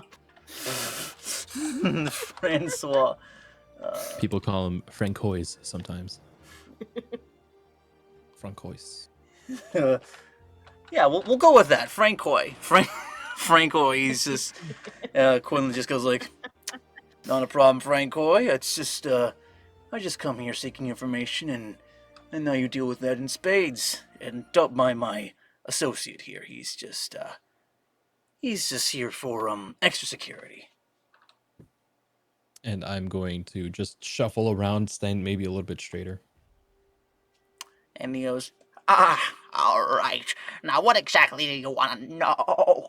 and, Quinlan sort of like slides the list that you presented of these names. They're all connected in some manner to the Chancellor, or at least he's taken a liking to them. I was wondering what you would know about any of these guys. He goes, All right, let me get a look at him. as he's just sort of like puts it like he's squinting his eyes and just has the data pad uncomfortably close to his face as he's just reading everything. Just No, not that one. But Can I also say that I've put my name on that list as well? okay. Oh yeah, that's fine. I want to know if there's anything that I want to know what other people know about Soren. Okay. Yeah.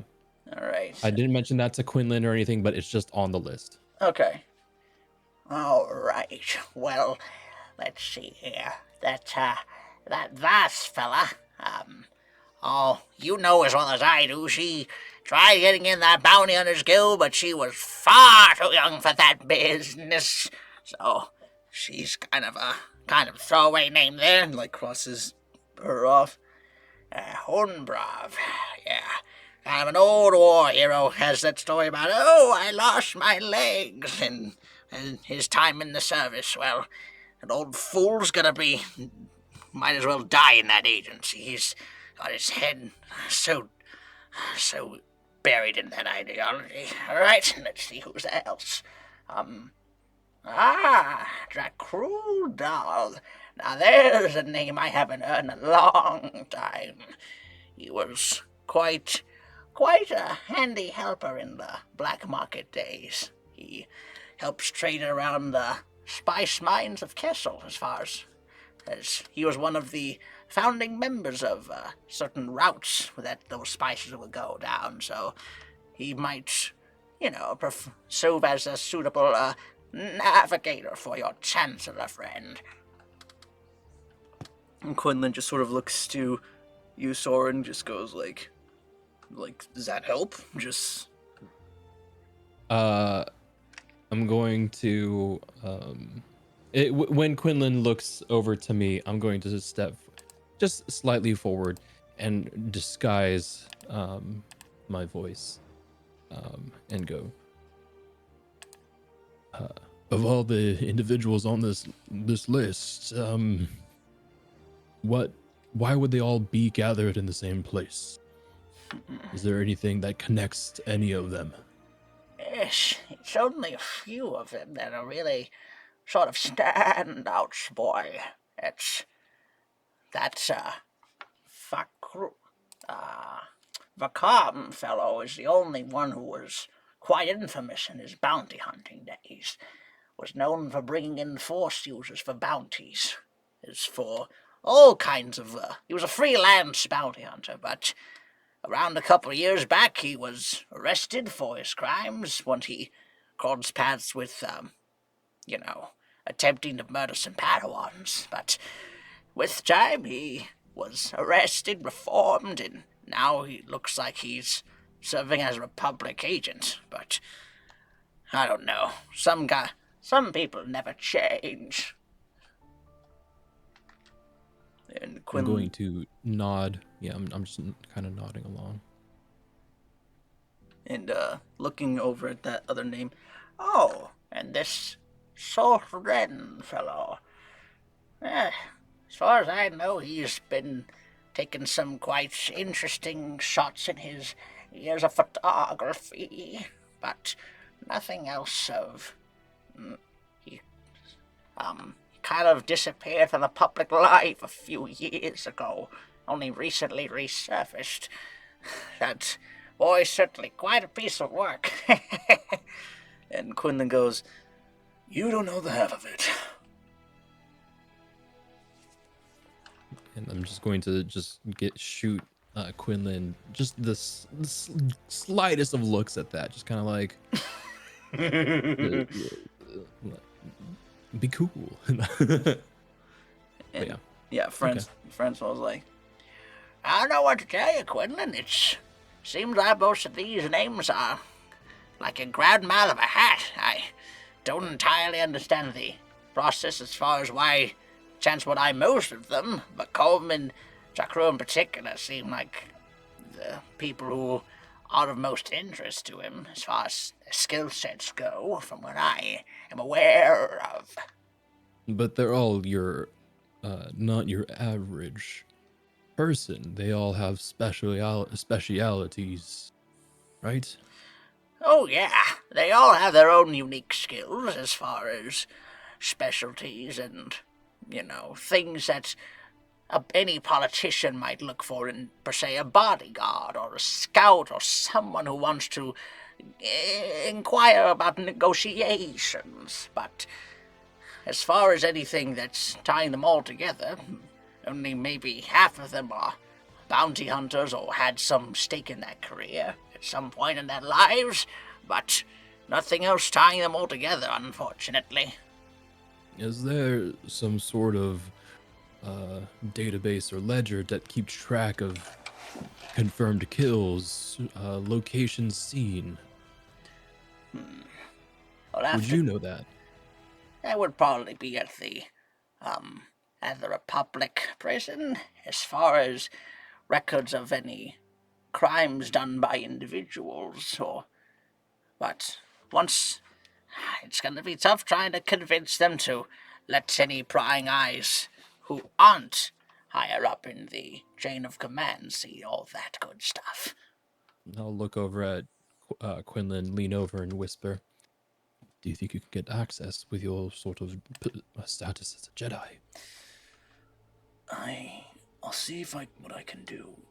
It'll take time, but I'll see what I can muster together by the time you come back from your next job. Thank you. Well, Francois, I greatly appreciate your help with this, but yeah, we probably should be going. And goes, the matter of payment, as he's like sort of like holding his shaking hand out. He goes, all right, you fool, just go buy yourself something nice, as he sort of tosses him like 50 credits his way. Oh, thank you, Quinlan, you're such a kind man. He goes, well, it's Jedi, it's what we do. And he sort of goes off back outside. The fight outside with the Nikto and the human, it's dissipated at this point. And Quinlan, as he's riding off back to the top, to the surface, just talks to you, Soren. It's pretty good fake voice you did back there. You even fooled me for a little bit. Well, there's always room for some deception there. Hey, I mean, if you weren't, as old as you are now, I might take you on as a Padawan. I could teach you a thing or two. Well, maybe just some sort of offhand lesson here and there. I figure I'm pretty confident in my own skills at the moment. Maybe some work with the Force. Perhaps. I know you still got some of that form, that lightsaber form practice, but there's nothing in the order that says I can't teach you a thing or two in that regard. At least not, consistently. But we'll talk about more when the time comes. And just tell me where you want me to drop you off. Oh yes, sure. Did we come up with like a meeting space for the team? I'll back to my quarters, I guess. Okay. But sort of along the way, I'm just kind of thinking out loud with Quinlan, allowing Quinlan to hear. It seems as if they're trying to come up with some special ops team. Why would they need Force users? Sorry, why would they need people who are have experience fighting off Force users? Isn't the Jedi's job to handle the Sith? Is the Chancellor just that paranoid with the Sith coming after him? Well, it could be any reason, really. Might have to be down asking him or gather more information. Chancellor doesn't exactly like talking to the Council much. He more so sends his cronies to tell us what to worry about and how we should go about this war, which he's more of he's seen more experience since the Battle of Naboo and any other wars than any Jedi that I know of, so I don't know. Maybe he is rather paranoid if this is sort of a contingency for him. Okay. Alright, well. Well, thank you, Quinlan. This has been a good outing. You know, it's not very often that I run missions either not alone or not with the squad, so it's quite enlightening. I'd like to work with you some other time. Well, yeah, I'll do what I can, and hopefully we can arrange something. Thank you. I would very much appreciate that. All right, and I will say, as you hand him all back your stuff. You hand him back, his robes, his saber. Yeah, and I'll also slip 50 credits just in the if there's a pocket or something. It says you only have 5 on your sheet. What? I'm at least looked at it. It says you only have 5 left. Oh no. Okay, sorry. I keep track of my credit. I have 3.1 thousand. Okay. One other thing. I will say you lost about half of those credits. They were pocketed from you. Oh. Great. Oh no. Okay. Yep. 1.5. So, literally, you think back to that moment, it's like, back at the bar when you were, Yeah, shoulder check. I know exactly when. Yeah. Yes. All right. That's rough. I hate getting pickpocketed. Yeah, man. Fucking. That's fair. No, we knew. We fully anticipated. Yeah. If we had more time, I was gonna be like, I'm gonna try and pickpocket everyone here. All right. But yeah. So yes, mark off that 50 credits, and yeah, he will go about his day. Yeah. Shir'iven. Hello, yes, I'm still in pain. Okay, sorry, but yeah, we'll say the time has come. Dooku will knock at your doors, and he goes, The week is past, my dear. It is time for the council to hear your case in regards to the mission you so requested. Have you considered my generous offer? I have, but I must decline. Really? This is how you truly feel? You dared defy the one who had raised the master you would hold so dear to you. As much as I appreciate it, Count Dooku, I would like to earn the Council's trust on this mission myself. Not with any help. Well then. so he sort of gives a very passive-aggressive smile. Good luck getting their approval. So he sort of walks off, bit of a huff, but. I do not. Oh, someone's mad. Oh, you were so mad. You'll remember that. Sussy The Dooku Duke throwing. is quite angry. Sussy Dooku throwing a pout. Oh, little baby pouting. Oh no. Oh no. We're supposed to have worked. Sure, he's just in a room just saying this to us. I'm kidding.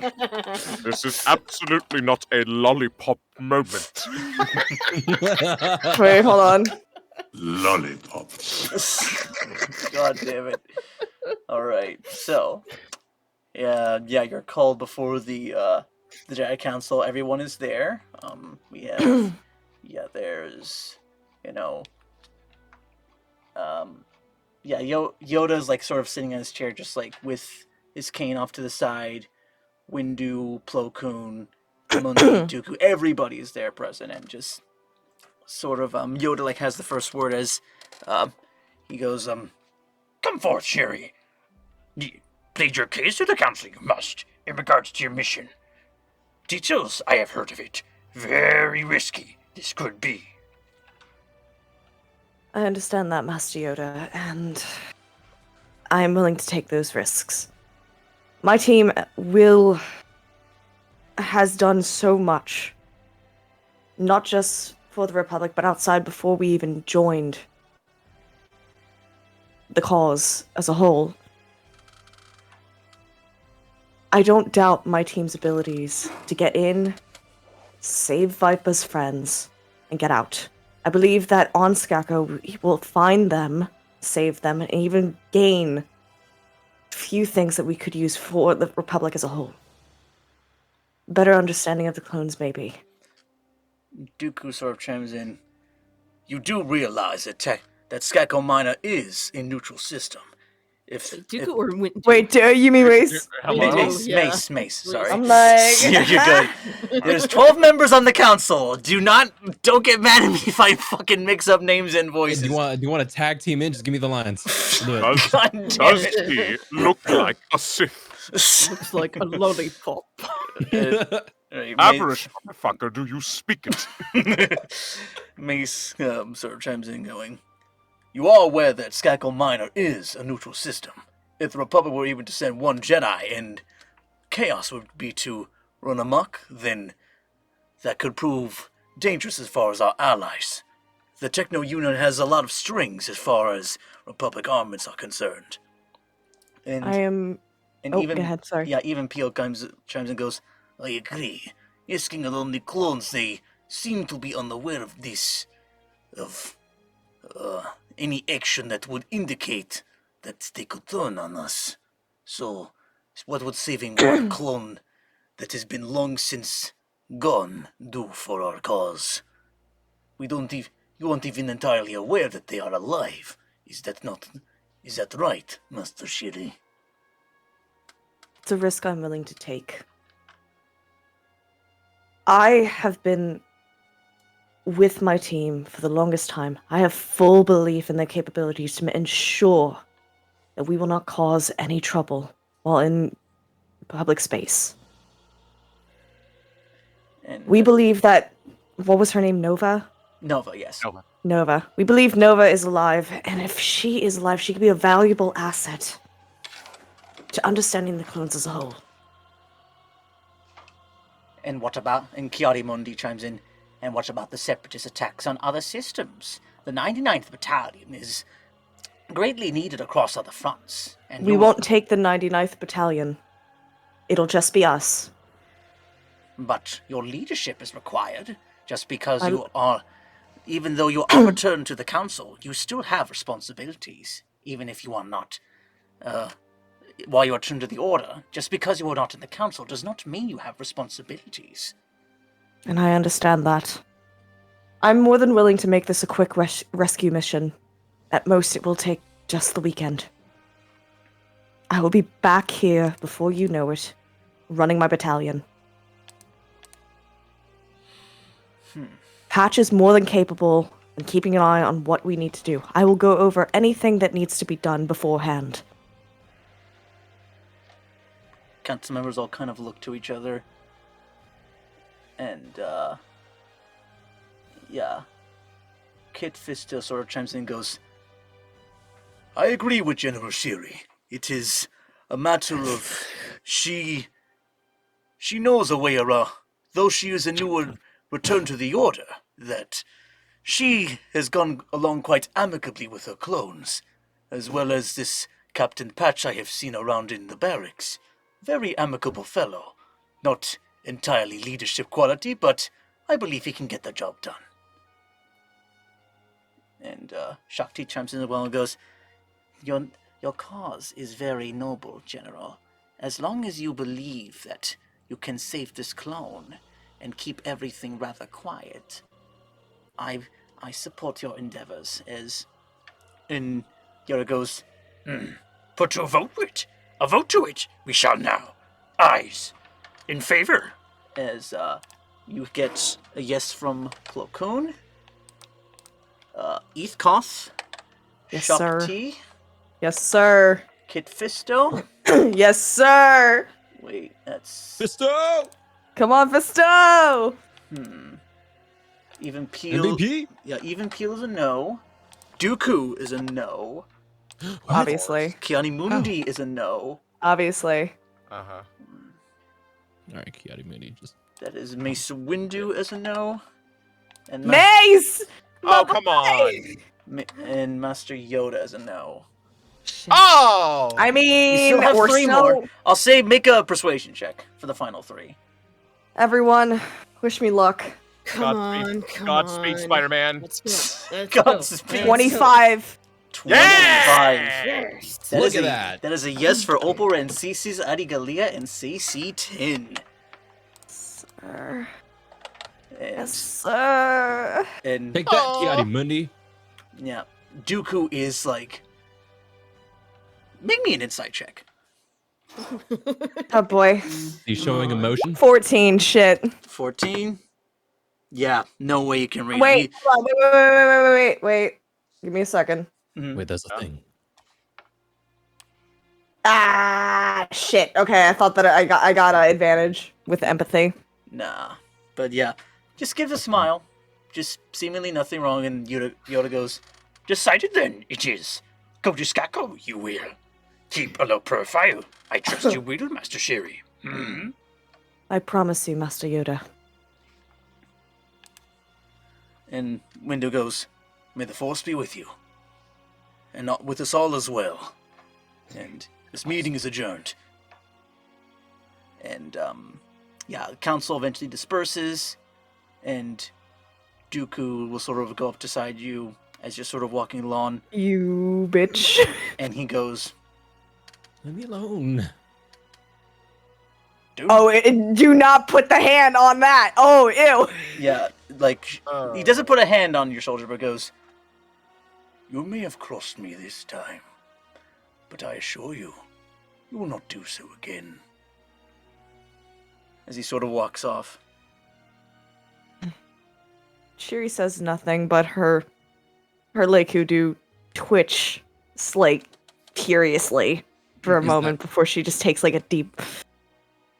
That's a threat, isn't it? Yeah, is Mhm. that That's a is that fucking threat. Yes, that sir, it emotion is. sense in the Force account? Do you desire Shiri to get out of your shit? Hey, like, Do you wish for the power to silence Shiri? What is this? Shiri just doesn't say anything. She just nods once and carries on. all right. Now, to Raziel and Soren. Or I'll say, Raz, I'll say you went eventually to Brass as far as like some private training while Soren was doing his shit. Go ahead and make me some attack rolls with your pistol. Okay. Yeah. That would be the. Is it the light pistol? The light pistol, yeah. Okay. Let's get those attacks going. Yeah. Average. All right. Let's give it a look. See. Do. Okay. Yeah, 2 more. Okay. All right. So that's 13 for the first. Natural Ooh. 20. Okay. Nice. That was, And Oh, 6. not so Okay. good. So like Brass like takes you over to like, you know, the barracks as you're just sort of like shooting off with the pistol. Like one like hits almost dead on bullseye, and the other shot's kind of the 13 kind of just like it hits the target, but not, yeah, just like it's a couple rings off, and the 6 kind of just goes wide in the field, and Brass kind of gives you just your instruction. You're like, No, kid, you're holding it all wrong. You want to do it like this. as he's like, yeah, just like giving you like you're just posing you right, and just like giving you like general form instructions, and just overalls like now like showing you how to like, you know, teaching you, You know how you deflect them, right? You just want to Instead, I don't really know the force, but it's more so just kind of a feeling, and you don't have to two-hand it, kid. Just hold it in one, and just, focus on the target. Focus on the target. Right. Yeah. All right. And he does the kind of form who's showing me Mm-hmm. with enough focus. He does it with just one hand, Okay. and I guess that shot leads to the nat 20. Yeah, we'll say that. And yeah, he's like just cheering you on, and yeah, eventually Soren comes back to the agency, and yeah, you guys can have a little moment one-on-one to sort of RP however you'd like the train to go. Sure. Okay. Yeah. Oh, hey, Soren. Hello. Jeez, I really should get goggles. Remind me to purchase some goggles anytime I'm on a thing with out with Quinlan. Oh, Sure. very bad for your eyes. Does And do I he's wanna like blinking and like rubbing out like shit from his face. do I want to ask what that message was about? Oh no, it's just in case I didn't come back, you would have some place to start if you were inevitably going to go searching for your best friend Soren. Okay, good to know. But I had complete confidence you had it. Oh yes, no, this is just a precaution. See, there's if there's someplace I'm not familiar with, I want to at least tell someone I know. It's you would do the same thing. I would ask you to do the same thing if you're going somewhere that we don't know. You know.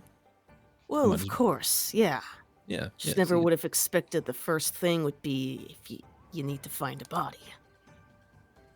I immediately go to the worst case scenario. You know this about me. Fair enough. Fair enough. How did the training go? Started off a bit rusty, but I got a bullseye.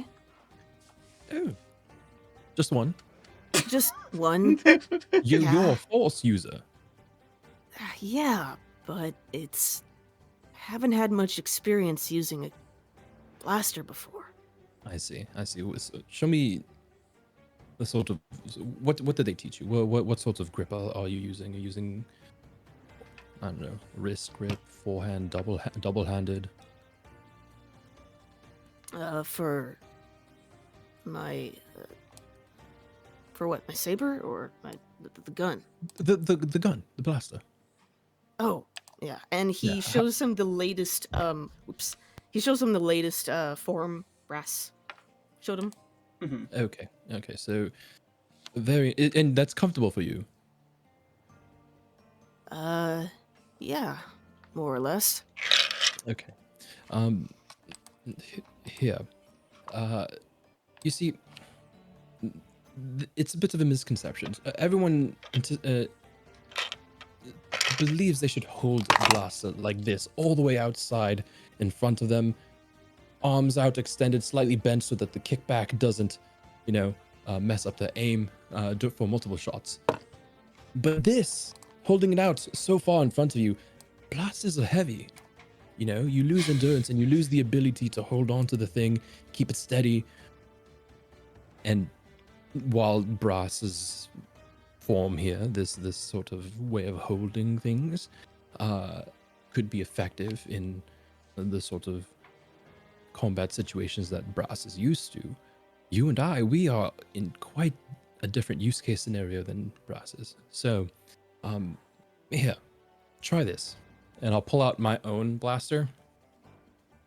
So and mirror the form that Raz is doing. Yeah. Now, same thing. So, very very similar, but pull it in more.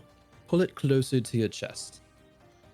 This way. Like Yeah, go ahead. this. It does. Yes, very much. It doesn't look as impressive. It actually looks like you're holding the blaster and trying to keep it from escaping. That's really what. Sorry. Keep the blaster from escaping, and essentially that's what you're trying to do. This way, it's closer to your center of mass, and you can hold it for a longer period of time and keep your shots, one, more consistent, and two, you can pivot much more. If it's out here, it's a whole ordeal to swing it around, instead of when it's closer to your body, you can just very easily pivot and much more quickly assess and aim at your target. So, basically, it would give me more maneuverability to adapt. And the sights are closer to your eye, which again, you're a force user. Just feel out with the force where your target is going to be and make them dead. Make them dead. No better words have been spoken. Oh god. Well, I can certainly do that. But again, only if if that is the most comfortable for you. I find in our use case scenarios where we're constantly having to, be in battles where we're constantly surrounded elsewhere, it's very useful for target shooting. Or if you are far away and your target doesn't know where you are, and you have all the time in the world to aim. I think Brass's training is a lot more effective in that matter, but down in the dirt where we are, I find this more comfortable. Right. Down in the dirt, more or less close range. And if they get too close, you got your sabers. That I do. And he tries adjusting his stance, his pose, to where it's not quite out to where Brass was showing him, but not too close in like Soren was showing him. Kind of, he finds his own balance, that kind of very Raz style. Heck yeah. All right. One-handed pistol gun, just like kind of in a good middle ground. Okay. I can't describe gun positions. Yeah, Yeah, it's fine. Just imagine something badass for us. Oh yeah, so we'll say it's a matter of like Soren knows his way around light pistols, and we'll say it's kind of like a very like it's a matter of like he's like teaching you how to quickly be at the draw, a matter of like doing sort of various combinations of like how like to like shoot and hold the saber at the same time, doing all these very different moves. And yeah, I'll say with enough time you eventually learn the Yasanti form. Yes. Ooh. So you now have that subclass. Yes. Hell yes. Oh, Ah, yes. Finally. The most ancient Jedi form of them all, Gun Fu. no gun fu! Pew pew. Yeah, I'm like, I was like, what do I know about shooting? And then what I'm pulling from is from a sort of behind the scenes thing from John Wick. I was gonna say, no, Ooh, nice. just Soren's just like, all right, just like, all right, Raziel, I need you to watch this carefully. Just puts in like a John Woo movie. Just like Oh boy. But yeah, you can mark off that you now have that subclass in all of its abilities, and including the lightsaber form that comes with it. But yeah, and Nice. yeah. Tag team Soren Raz. Oh yes. What up? All right, and last but certainly not least, Viper. Oh. You get a call from your old comms channel. That's Yeah. Scalers, and he goes, Trooper, we're coming in for a landing. Might want to bring your friends in so they can get a load of the lot. And just sort of like, just immediately a smirk comes into him. It's just a smirk comes to Viper's face as he's just sort of like, I'll meet you there ASAP. Tell me where your coordinates are. We're making our way to the, we'll be landing at the barracks, and we have a little bit of time, so we can plan everything once we touch down. Or, give it some time, whatever you want to do. It's your team, and you know them better than anyone of us. I'll meet you there. Viper out. All right, and I assume you'll give a call out to the party members to meet you at the barracks? I was gonna say, it's just sort of like, so I'm assuming it's just like, everyone minus. Yeah, no. I'm not taking a crate squad. Are you kidding me? Hell no. Fuck no. What am I? Even saying? Yeah. Maybe I should. It's like, no, I'm not bringing these freshies, these shinies on their first mission. Just like, oh, by the way, want to help me save one of my former squad members alongside everyone else. Just like, no, that's too much. Oh yeah, from the little you know about Skako, they would likely die very quickly. No. Yeah, but yeah. So just bring in the rest of the party there. Yes, exactly. Okay. So that is correct. So, you guys all arrive at the clone barracks, and like you're just waiting to see the ship arrive. And you look to the sky, Viper, and you recognize it's starting to come in. Picture if the Marauder was a tad bit, chunkier.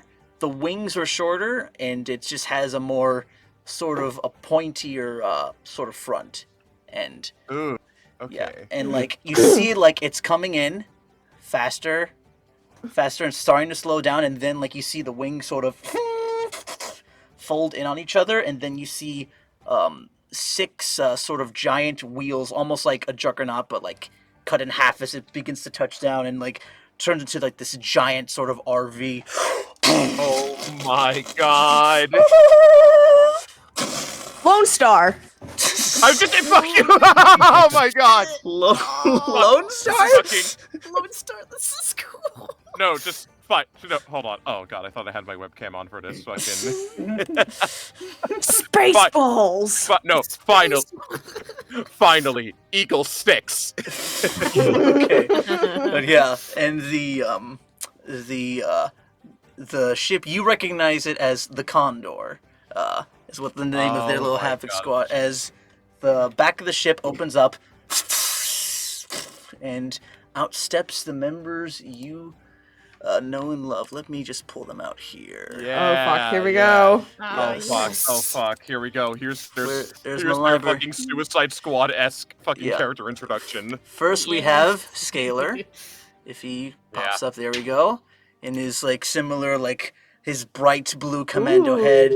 Walks through, like, he doesn't carry the standard clone blaster. He has a foldable sort of rifle that can, Soren, that can, Viper, that it can collapse and sort of extend into a electro staff, and he sort of comes out. And then right behind him, you have Pierce, who comes on through. Pierce, yes! Yeah, wielding a little, looks to be like a vibro blade that's sort of sheathed, and it has like a little line wire that attaches it to another power pack on her back, and then takes a couple minutes, and then Scalar goes like, "Hey Titan, come on out and meet your new friends." And then you see like the single blue commando light shine through, and then oh my god, yeah. Yes! Big boy! Big boy! It is old Blaze Trooper armor, and you see like a giant like rocket pack on one shoulder and a rotary cannon on the other. Oh my god! Go to sleep! Go to sleep! Go to sleep! Go to sleep! Go to sleep! Go to sleep! As he's like stepping on through, and like he has to like kind of like duck under the ship as he not hit the ceiling. And he's like, sorry, boss. Just had to get the old boy charged up. Viper! He's just like running straight for you, and then picks you up, gives you a bear hug. Oh, you being soldiers! Like giving you a little noogie in the helmet. And just immediately, just sort of like, as he's just like. Just immediately, just sort of like a feeling of dread as he just sort of like he hears the footsteps cross. He's just like, oh god, here we go again, and just like just bear squashed. It's literally just like a tin can being squished against a bigger tin can, just sort of like. When you were asphyxiating me. Sorry about that. As he sort of like plops you down, like just head pats you. He goes, oh no. Oh, bloody hell. Oh, it's been forever since you put me in a vice grip like that. Oh yeah, I've touched the suit quite a bit. It's got a lot stronger servo, so I can really crush some clankers, And Scalar chimes in and goes, much as I would like to get along with happy reunions, you have a mission for us regarding Nova, yeah? I just like to say also, I'm just now realizing that they're Sonic colored. Yeah, I'm just realizing that too. They Oh are. my god, I love Sonic Heroes! I love Sonic. Me too. Why did I'm just noticing this? Sonic What the- Heroes! God fucking damn it. You all look like I need your power. Oh my fucking god. Okay. It's okay. Great. Imagine them as Team Dark No, instead if you no, want. no, shut up. This is great. Kevin, please don't understand. This is It- great. My God. Yeah, and Pierce sort of like, very eagerly just goes up to Shir'iven and Raziel, like gives like a very respectful bow and goes like, "Oh, greetings, General. Private Raziel. I'm Pierce. We spoke a little bit over a holo recording a while back. I just want to let you know it's an honor to meet you, and I look forward to eventually being able to test my skill against you. Aw, Respectfully." baby boy. The honor is all ours. It's a pleasure to meet you in person. Can't wait to see what you got, soldier. Yeah. You're I'll really s- big. Yeah, I'll say, like, as far as, like, size-wise, yeah, Titan, like, stands the tallest for sure. The suit adds, like, several fucking inches, so he's even Oh, absolutely. fucking taller than, Viper. He's big. Yeah, Big. Scalar's Big. a little bit on the average size, or, like, a little more head-to-head with Viper as far as height is concerned. He's a unit. He is a unit. And I'm He's all an for it. absolute unit. Yeah, and let me just... And Raz can't help but gaze up at Titan. Yeah, Titan is very big boy. Let me... It's a pleasure to meet all of you too. You're... Wow. Yes, it is nice to meet the little guy, huh? We've done a little bit of research on you, my friend. You've got quite an impressive track record. Is he just like sort of like nugging your head too? Oh, me? Even with the horse? Oh yeah, He's dangerous. yeah. He's just like he's careful to like not like hit the horns. He's like, oh. You're really strong. Hey, I think they like me already, Scalar. And he's like, Yeah, that's great to hear, Titan, but we have important matters to go at hand. We can cover it on the way there. come on, you should see the condor. We touched it up quite a bit since you last laid eyes on it, Viper. And just like again, he's just. It's the good. Oh, Don't. It's the bot. Don't worry. okay. I was gonna say hello. You're good. You're here. No, I got again, you. just from just it's just one thing after another, and just sort of like the mention of the condor, just sort of like I was about to say, bloody hell, you fixed up that hunk of junk. As he just sort of like takes a look around it. And Scalar's like, Well, we had a couple of, let's say, not very smooth landings, and at some points our repairs were kind of warranted, shall we say. But we've touched her up quite a bit. She's got a lot more armaments now. as she like sort of hits a button, and like the top sort of fin sort of revolves down and sort of reveals a sort of tank-esque cannon up top. Oh my god. Dibs. I call dibs. That's mine. Stop. And he goes, But yeah, we best make headway to this Skaka we've heard so much about. We've got quite a bit of info to share as far as research that we've done on the place. Funny you mention research. I can probably help you guys out more than you might think at Skako. And Rez is telling this to not only Havoc Squad, but also the party. okay. I've been there before. And like Scalar will like take off his helmet and like he'll like sort of reveal like he has sort of like a bowl, like he has like sort of blonde weaves in his hair, and like he has like sort of the slit eyes and the bits of scales similar to Viper but different placement, and he goes like, Well, kid, would you like to enlighten us? Certainly. and yeah, Titan will sort of make his way like, I'll be prepping the ship for a takeoff, and Pierce, come along, show them around the ship. And it's, right, of course. Please follow me. And yeah, you guys are all sort of led onto the Condor. And yeah, you can talk a little bit if you'd like, as far as like sharing the Skako info. It's a good thing that you know so much about Skako, Raz. We're under strict order not to cause a ruckus while we're there. Get in, get out. That's our job. So, not like another intergalactic incident like we did on Mandalore. Yes, essentially that. Okay. So low profile. Kinda Very. figured. I mean, to be fair, nothing on Mandalore was our fault, right? It wasn't, but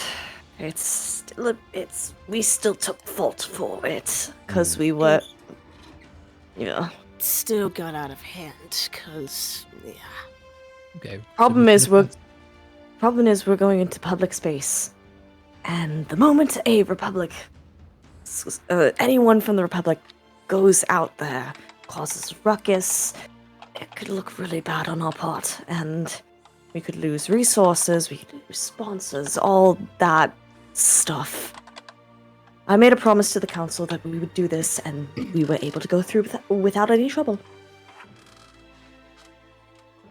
It's a covert. Very. So it's a good thing that we're taking the Havoc Squad ship as well, which, thank you again for doing this. It's the least of our... It's no biggie for us, General.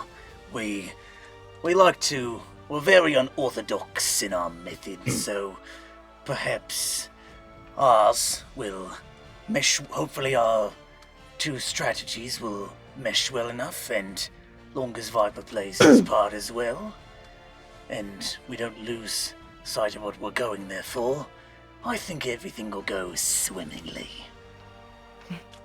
Count on it. God.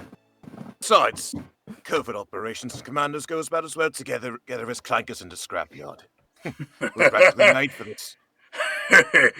You got to love Viper and his humor. It's... I've missed this. The ship is so boring without you in it. Not to mention, I'm surprised you managed to tune her up without my technological prowess. That's a surprise. Well, helps that Pierce knows her way around the vessel. It's kind of funny, not having eyes and all that. She just kind of plugs herself in and just knows her way around the whole thing. And yeah, then Pierce will sort of like go over with a data pad and like just with like a pen, just all right, Raz, if you don't mind dispensing everything you do know about Skako, and we can formulate a plan of entry as once we arrive at the system. Right. Okay. And is there like a table or something, like a kind of debrief? Yeah, there's like a little hangout room inside the Condor. Okay. Yeah, he'll probably just kind of direct everyone over to there, so everyone's listening in. Mm-hmm. First off, not sure where Nova's being held, but the city of Perco is where I stayed at. The main central tower is where Mo and I did most of the business. There's a main landing point, several walkways, and elevators. There's a lot of flying security and battle droids all over there. Regular patrols. Overlooking the stories, which is about 100 floors up, there are heavy heavy sandstorms, and they can get really dangerous. Maybe more so than the droid patrols. However, since I left, I don't know how much security has tightened, so something to keep in mind. I'm going over everything I know.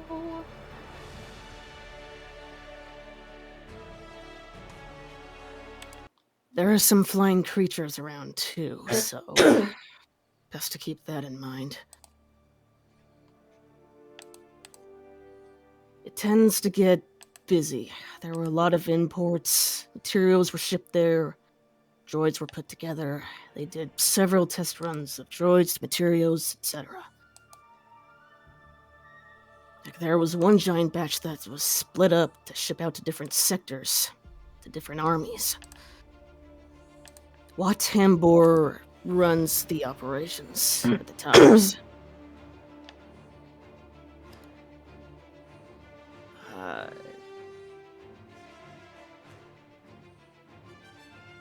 As far as I remember, there's no blockade on Skako. No major separatist presence outside of the system. But again, there are a lot of megacorp people and battle droids. The company plays both sides of the war. And if the system was destroyed or the supply system was drastically changed, it could have drastic effects and consequences on the galactic economy. So it would affect a lot more people than just Tambor, so it's probably best we are going in a low profile, so we don't mess any of that up. Now, as we're going to fly in, there are asteroid storms that regularly orbit Skako. And if a ship needs to dock, they have to carefully time it. Again, it's a very import-heavy planet. Ships have to coordinate with the main tower. And by the docking bay, every ship that goes in and out, they go through that main station. I know Watambor and Somo were there. They said nobody else has broken into the facility. They run a tight operation. Nobody gets in or out without them knowing about it. It's the main part. One area on Skako, I was told, is strictly forbidden, according to Tambor. Experimental technologies are being worked on in there. More higher-ups within the technological facility. And Tambor's personal office is based in another tower.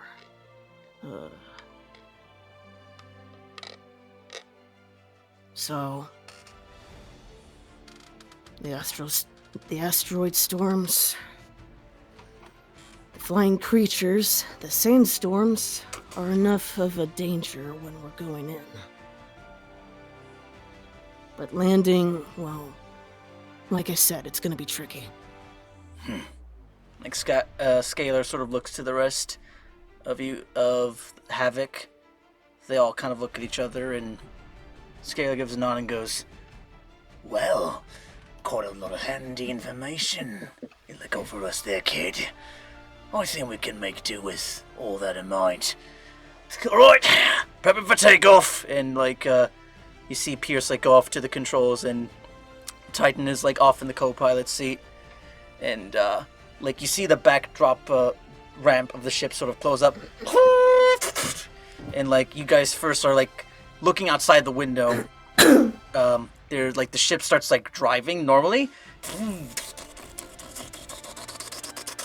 and you see the engines sort of pop up from all sides of the ship, and then just go straight upward. And once you clear, Scalar just punches it, and you guys are off to Skako. And that's where we'll end tonight's session. Who's in the ship is an yeah. asshole. Yo! Oh, I knew I'm surrounded by assholes.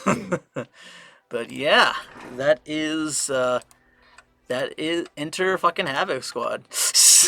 Hell Oh yeah. yes. Go Sonic Heroes. Na, na, na, na, na, na, na, na, na. Yeah, but God, they need to make a fucking Vodan mix X with the Sonic X theme or some shit. God. Havoc Squad needs their own theme song. Yeah, we'll find it later next time on Revenge of the Crypt. But hey, yeah, thanks everybody for coming by for first episode of the new year. Excited and shit.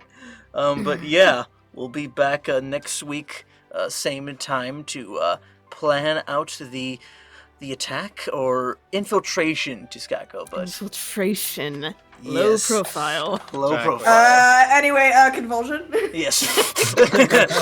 You can't solve all your problems by convulsing everything. Watch me. Technically speaking, it is stealth if no one is around to hear if no one is around, not alive at the compulsion. If you convulse everybody when the tree falls, did anybody else really hear it? Exactly. But yeah, just quickly going around. Yeah, hi, I'm Kevin, your TM for past sessions, the current ones, and anything else in the future. Yeah, we are. You can find me at all social medias at Couto VA. We're ramping some stuff up. Hopefully, yeah, new year, new us, and yeah, we'll hopefully have some new projects to announce in the near future, and yeah, hope to work on more emotional, draining antics with these people. But yeah, that is going to be me. Next down the line, we have Christian. Hello, my name is Kappa. You can find me on Twitter at @TheKappaChris and keep up to date with all my shenanigans and all my little musings and stuff. Most recently, just really angry about lyrics to Make a Man Out of You from the popular. You saw that? Yeah, the popular Disney animation movie Mulan. I'm still angry about it. Anyway, as for upcoming thing, where you can find me in other places you can find me in upcoming projects, you can find me on Twitch. I play video games on Twitch sometimes. Twitch.tv/KappaChris. You can also find me on the popular podcast Roads Uncharted, the actual play, the first actual play podcast set in the Cypher system. Not Cypher system. Is it Cypher system? I can't remember anymore. It's just Roads Uncharted everywhere you can find your favorite podcast. Later this month, January 23rd, I am going to be on Dragon Day. This it's going to be a charity event for the Children's Burn Foundation. Children who are affected by fires and have injuries related to fires. This is a way to help them out. You can find that on twitch.tv/T, as in the drink, TEA, TRPG. It's gonna be great. We're gonna be doing a lot of like dragon themed let's plays, and conversations are going to be had all day. So yeah, go check that out. I'm sure there'll be more announcements soon. So. Very nice. And That was me. Yeah, and next on the line we has Tati. Yo, Tati here. I played your favorite boy, Raziel. You can follow me on the Twitters at Tati the VA. I've kind of took a bit of a hiatus from voiceover projects because I was under the weather with a cold. It sucked, but I'm getting back into action soon enough. It's where I post voiceover updates, audio engineering projects, D&D tweets, memes, the works. If you want to see more of my shenanigans other than Revenge of the Crit, you can follow me in the Tuesday night campaigns, World of Eris, every Tuesday at 6 p.m. PST at Orion VA via Twitch, as well as Curse of Strahd, which is going to be every other Thursday at 7 p.m. PST at Dungeons May Cry via Twitch. We're getting close to the end. A couple more places we're checking out. It's gonna be cool. Nice. That's me. All right, and after that we have Le Jinkles. Hello there. Sorry. Alright. Hello. My name's Jinkles. You can find me Never at apologize for that. You can find me at Love Jinkles on Twitter.com, where I post voice acting updates, memes, me crying over my favorite characters in Genshin Impact. I do have some amazing news coming out January 26th. I'm gonna be playing a main villain in this new indie game called Pop Slingers. Hey, Yo. let's go. Villain? Yes. So it is going to be a Nintendo Switch exclusive title. It is part of the indie campaign. I don't have the exact number on the price yet, but more than likely it's going to be very affordable for you guys to check out. Please check me out, see how much fun I had working with everyone on this game, and it's a labor of love. If you like funky music, if you like top-down shooters, this game is for you. Very, very fun. What's it called? Nice. I'm Pop Googling it. Slingers. Pop Slingers, go check it out. And last but not least, our good boy Chase. That's a me. Hey everybody. You can find me over at the Chasebeck on Twitter.com and Chasebeck on YouTube. I'm Kurt, where you can see me screaming over the events of Spider-Man No Way Home, and also just talking about whatever dumb stuff comes to my mind. Probably dinosaurs. I don't know. Yeah. Both But- are valid. Mhm. But that's me. Yeah. Back to you, Kevin. All Go right. watch Spider-Man. Yes. Yeah, Go watch Spider-Man. Spider-Man. It's so good. Also, Book of Boba Fett, please. If you have not seen it yet, Ah, yeah. what are you even Watch doing? that too. I'm It's- watching that obviously- right after this. The new episode It's- came out today, right? Yes. It's killer. All right. We'll see you guys all around next week, and we'll have another special something for you put together by then. It'll be a nice, friendly surprise for the new year to help spread the word, the good word of our little crew. But yeah, in the meantime, remember to stay safe, wash your hands, wear your mask, get vaxxed. We love you all so very much. Thank you for the support, and remember, as always, may the rose be with you. Good night. All right, I'm gonna go. Good night. Good night. Bye bye.